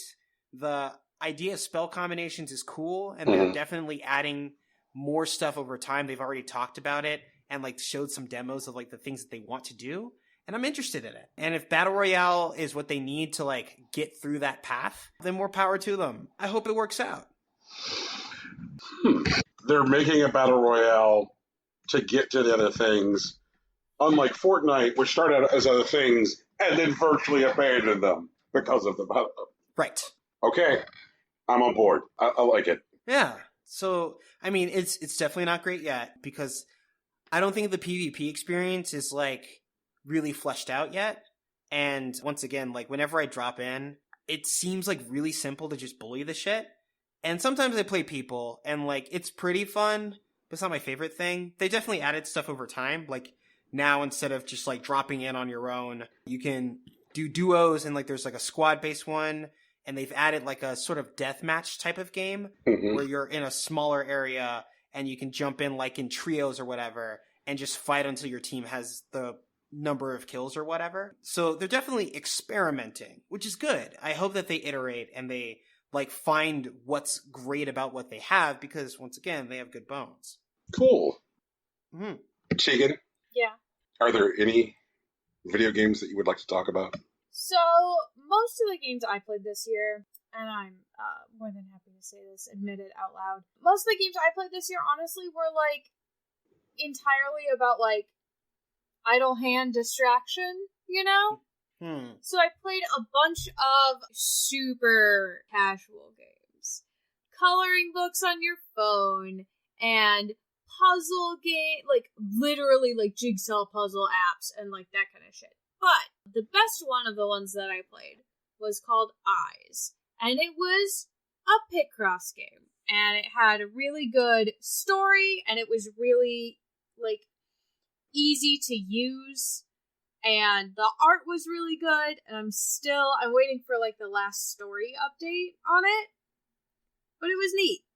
It was a very good, like, I need my mind to shut up for, like, 20 minutes, please. You know? The maps start as, like, a 10 by 10 and go up to a 15 by 15, so it's not too complicated. The game's pretty forgiving as far as, like, if you fuck up, it'll tell you if you fucked up, so that's nice. You can have it colors on or off, so if you want to play where, like, you can kind of see how the picture is coming together ahead of time, you can do it that way. If you just want to get all the little X's and O's together, you can do it that way, no big deal. So, I don't know, it was neat. That's it. That's the last, like, major game I played. I guess. That, like, I had a reaction to. For sure. I really wish I had had a good idle game this year. Something to just touch or, like, I wish I'd had a good fidget toy. Because, like, Hearthstone is, like, too involved for that. And it has been a while since I've had a good tapper. Something where I can just watch the numbers go higher and just, like, I'm stressed. I just need to, like, fidget with something. Mm-hmm. Yeah, like a cookie clicker or something like that. Yeah. And like good, simple games on my phone that keep me on the rails in ways so that way my stress doesn't increase. Sound like a good ass way to spend time in the past year. Yeah. Yep. That's chicken Do soup. recommend. It was good. And it was something I could, like, take 5 minutes out of my day at work and do it that way if I wanted. Which isn't, like, great, but also isn't bad, because I'm in, like, a production-based role, so it's not like it's not project-based, so it's not like I have set deadlines, it's just, like, I have to process so many things a day. Mm-hmm. Mm-hmm. Which is less than ideal. True enough. And the name is... It's called Eyes. Just Eyes. It's just Eyes. Which I guess makes it impossible to find on any, like, mobile storefront. Oh, no, absolutely not. It's super easy. Especially if you know what the like, icon The looks art like. It's looks really like. distinctive. Yeah, it's really pretty. It's just a girl with her eyes closed. That's it. Is it not available for iOS? Is it only... Oh, I have no idea. I have a Google phone. Oh, wow. Typically, like, everything's available on Apple, though, so. Or at least that's been my experience, is, like, you're less likely to have something available on Android than on Apple. I don't know why I'm having, like, I can't find this thing on the App Store. So I don't know. I'm sure I will find it eventually. I'm sure. Yes. I have faith. I'll send you a picture also. Cool. That'll probably help. Rocky, you want to talk about the Pokemon? Let's try to get that snuck in because I think you have a few more than me. And so, Yeah, I have like 3 more. Okay. And so if we just go back and forth, we'll end up like having you doing 3 in a row at the end. I mean, sure. So, I do want to talk about the Pokemon Sword and Shield expansions, Isle of Armor and Crown Tundra, which, if I remember correctly, I think Isle of Armor came out during the summer? Yes. And Crown Tundra came out closer to, like, fall, winter. And I want to talk about them because while I do remember a lot of people, like, really upset with, like, how Pokemon Sword and Shield seemed like a flatter experience without, like, the national decks, which, like, felt like Nintendo was selling them like a smaller game, which I don't agree with. But if they were concerned about that, Isle of Armor and Crown Tundra seem to, like, round out that experience. And that is a big caveat, because between the two, like, you're essentially paying $90 for a full-scale modern console Pokemon game, which, you know, has a whole conversation around, like, premium AAA games that we can talk about, and we have talked about on the show. But I feel like those particular editions, I don't feel like were initially editions. Like, I don't know if you guys remember, but earlier, before, like, the game actually came out, it was very clear, due to reporting, that Nintendo was pressuring the Pokemon Company to get them a Pokemon game that they could release on Switch. And they definitely pushed back against it, but ultimately, like, acquiesced, and we ended up with Sword and Shield. And I'm willing to believe that Isle of Armor and Crown Tundra were, like, initial content that was supposed to be part of the game, because it definitely just fit together. They didn't feel like additions that much. Like, they were ultimately gated, but, like, you know, it's the same train stations that you just go to, and, like, they just seemed like larger parts of the map that already existed. Granted, they were, like, both, like, islands and, like, mountain formations, but, like, they were just, like, on the map. And they were large, and they had, like, you know, their own, like, tiny, like, story elements to them. Like, they were about 4 hours of story each, but each one added, like, 100 new Pokemon and, like, other, like, unique, like, gameplay mechanics, like chasing down and hunting legendaries in an open world space rather than, you know, walking into the right cave and just fighting and catching them. The raid mechanics that Crown Tundra added, and the riddles that the game had you solve to get, like, the particular Regis in their, like, shrines was really cool.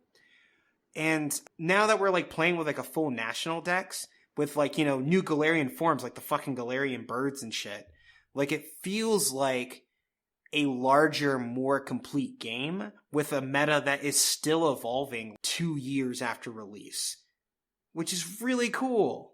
And if it had come out all at once, maybe it would have been like $60 or possibly like $70 game or whatever. And I don't feel like that Nintendo robbed me of like $30 by putting out Sword and Shield when they did. And I'm pretty happy paying $90 for the full, like, Pokemon Sword and Shield experience, and I'm not even done digging through it yet. Do you think Let's Go Pikachu and Let's Go Eevee, in retrospect, were a good idea from a strategic standpoint? I'd like to see the conversion rate. I think it still makes sense on paper. You know, you put in a simpler game with a familiar setting to, like, acclimate people to, like, console Pokemon and prep them for the stuff that we're really doing, which is Sword and Shield. I don't know how well that worked, and I don't even know how many people, like, anecdotally, have both, like, Let's Go / Pokemon Sword and Shield. I know, like, of a handful, but I feel like I know a lot more Pokemon players, and I don't know that many that picked up both. There were definitely people that really decided, I can skip it. I've been through Kanto enough. And people who were just like, you know what, I think I'm okay with Let's Go, and there's a lot of bad buzz around Sword and Shield. But, geez, I don't know. I love Sword and Shield. Jesus. Hearing you talk about it, like, makes me interested, because it sounds to me like the biggest problem that Let's Go has doesn't occur here, which is because of the way that, like, Let's Go... Grinding is fucking nearly impossible in Let's Go. Like, it's true. It's really hard to grind. Because they want you to use that, like, candy system thing, right? Yes. Mm-hmm. Yeah, that's not in Sword and Shield at all. In fact, like, Sword and Shield continues, like, a pattern that Pokemon has been doing since, like, what, fucking Gen 5? Maybe Gen 4? Where they simplify all the weird, crazy shit that people did to, like, be good in the meta. Like EV training, or effort value training specifically. Where, like, your Pokemon would grow in stats based on, like, the Pokemon that they fought, which like made it so like, you know, not all Pidgeys are alike, essentially. And they simplified like breeding, where like breeding for particular like stats or abilities or like moves is easier and faster than it's ever been, to the point that like shiny breeding is like the most accessible that it's ever been. Jesus Christ. Like there's so many things that they've done to like make it so that it's easier to access other stuff in the game, where like you can definitely grind, especially if you want to, but it's mostly not even necessary. Even where like in older games, if you had a new Pokemon with the right stats and the right ability and whatever, you'd still have to run it through like the Pokemon League like 5 or 6 times just to get it to the right level so that you can take it online. And like now, because of the way the raid battles work, where they just give you free XP like items, you can just like shove a dozen of those into a Pokemon and then you're good. Take it online. Go nuts. That sounds a lot better. Yeah. The other thing that was like weird about Let's Go is because since they wanted to like replicate certain things about, I guess, the Pokemon augmented reality game experience, like only being able to play with the one Joy-Con and having to do the like catching gesture physically with my one Joy-Con. Oh right, yeah. Like all that shit like was kind of like off-putting and like like burned me out on the game before I finished it. I was just like, like I like this world, I like this stuff, and these little monsters seem neat. And I've always loved the anime, so why not get into the game? And like it seemed like an access point. And that's where I come back to the question of like, I wonder if Let's Go seemed like a bad idea, because I think Let's Go was predicated on the idea that people that were going to jump in there had been playing the art. Yeah. Or not Let's Go, but Pokemon Go. Yeah, Pokemon Go. I mean, I guess that it's a bridge point for those people, because like as much as like Let's Go is simplified, like Pokemon Go is so much more simplified. And maybe that would have been an access point for them, and maybe it was designed for them. I don't even know how much like the Go crowd really liked Let's Go. Like I don't remember like, you know, anything like gushing or like angry about it. Like Let's Go is just like a Pokemon game that tries to borrow things from Pokemon Go, and it does so to middling success. But like Sword and Shield, one thing about it that I also really loved is like how new it felt. I think not even just like the Pokemon, which is a big deal, definitely. And like being like with these Pokemon in like 3D, like console level spaces is a big deal. But like the way that like NPCs and like characters felt like bespoke and new. Like it wasn't just like, oh yeah, this is the Gary and this is the Brock and this is the Misty and like the Nurse Joys or whatever. Mm-hmm. Every character felt new. And like, especially like when we were talking about Hop when the game came out, like Hop is like the antithesis of like nearly every like Pokemon rival you've ever had.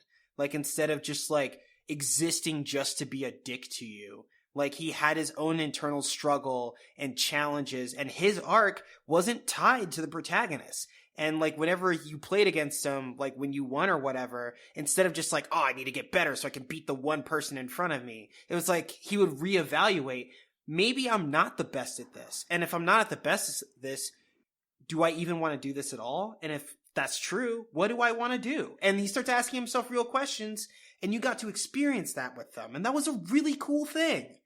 Sword and Shield was good, guys. I swear. And expansions made it better. And rant. Dig it. Big dig it. Rocky, do you want to talk about a cyberpunk video game? Yeah, man, let's do it. Not that cyberpunk video game. I was gonna say, after my rant last week, we shouldn't have to talk about that cyberpunk video game until after we finish this conversation. That's true. The game that will not be named or whatever. Yeah, I played a game this year called Umurangi Generation. The real cyberpunk. Yeah, man. Yeah, dude. Whew. This game explores the dystopian effect of technology and capitalism in the near future so much fucking better than Cyberpunk does. It's not even funny. Like, also, this game is Pokemon Snap that'll make you sad. So if Pokemon Snap and Fatal Frame had a baby and like grew up in the technological era. So this is a game where you are tasked with like taking photos. Like you are a courier for Taranga Express, Mm-hmm. and you are tasked in the game with taking photos. Now, like in the game, shit is about to pop off. Yeah.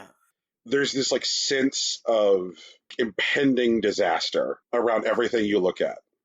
It's like a first-person photography simulator about a world on the cusp of revolution. Right.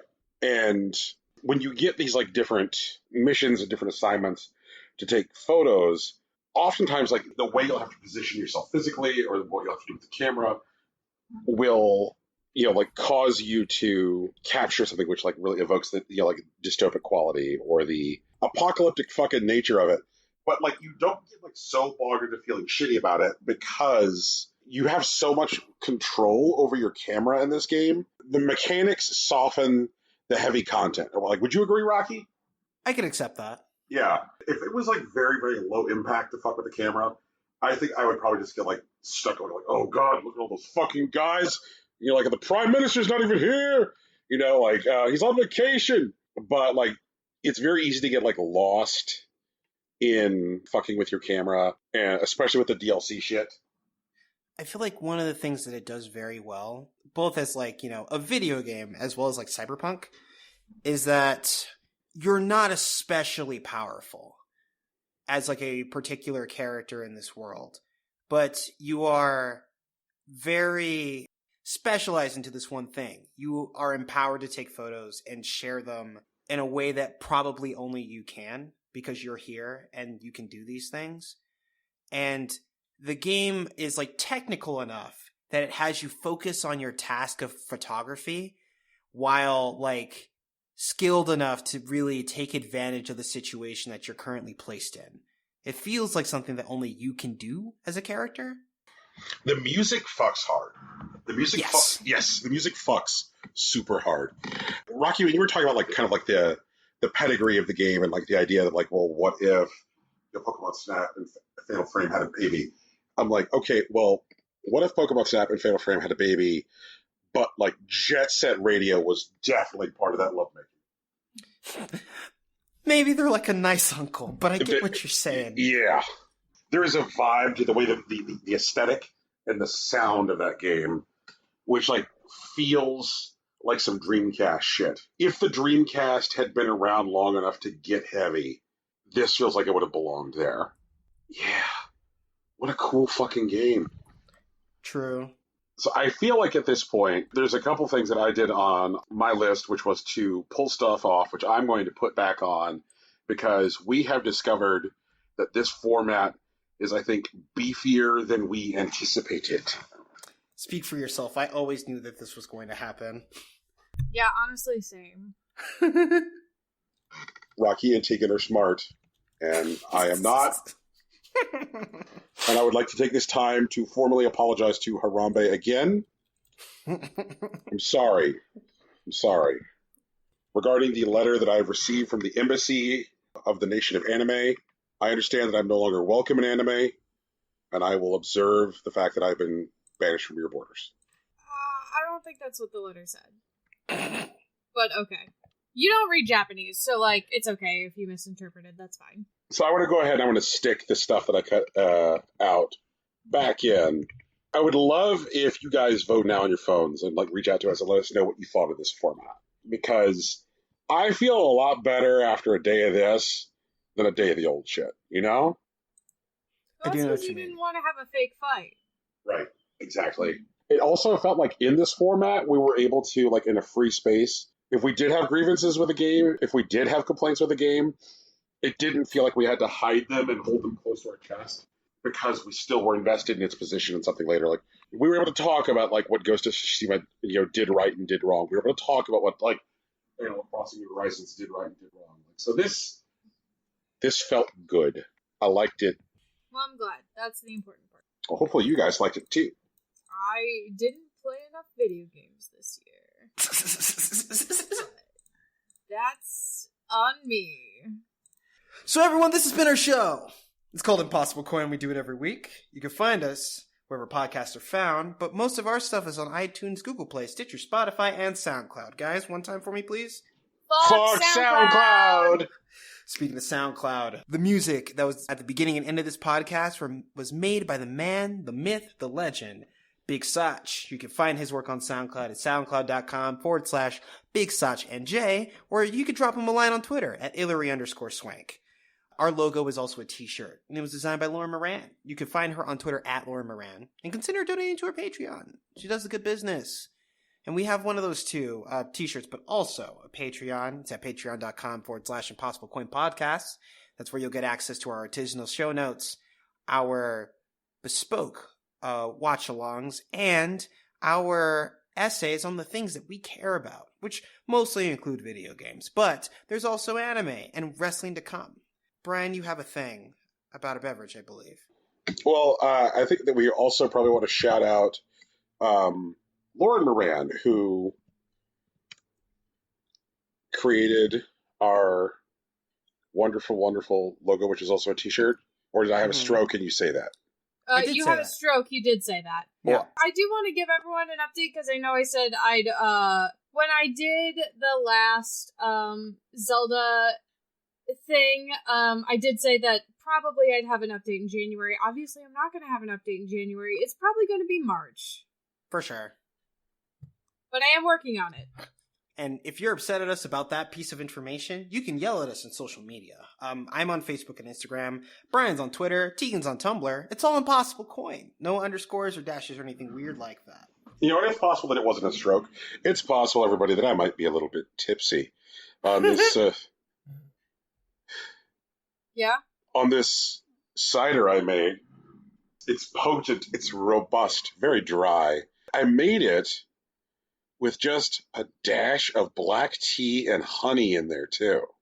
It's not a bad idea. Yeah. That actually sounds really good. Yeah.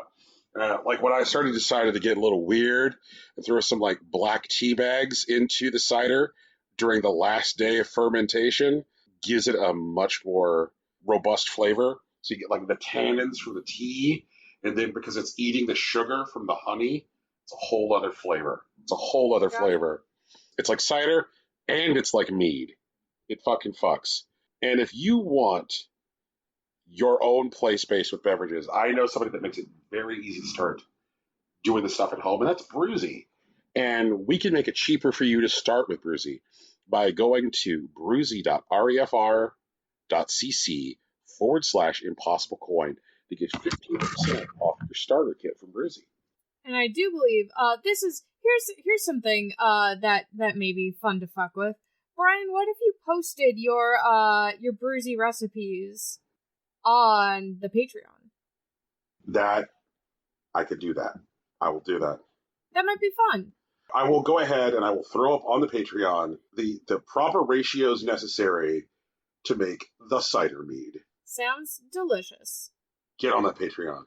Get on that Bruzy. And thank you for hanging out. I think it might be time to say peace. Bye. Later.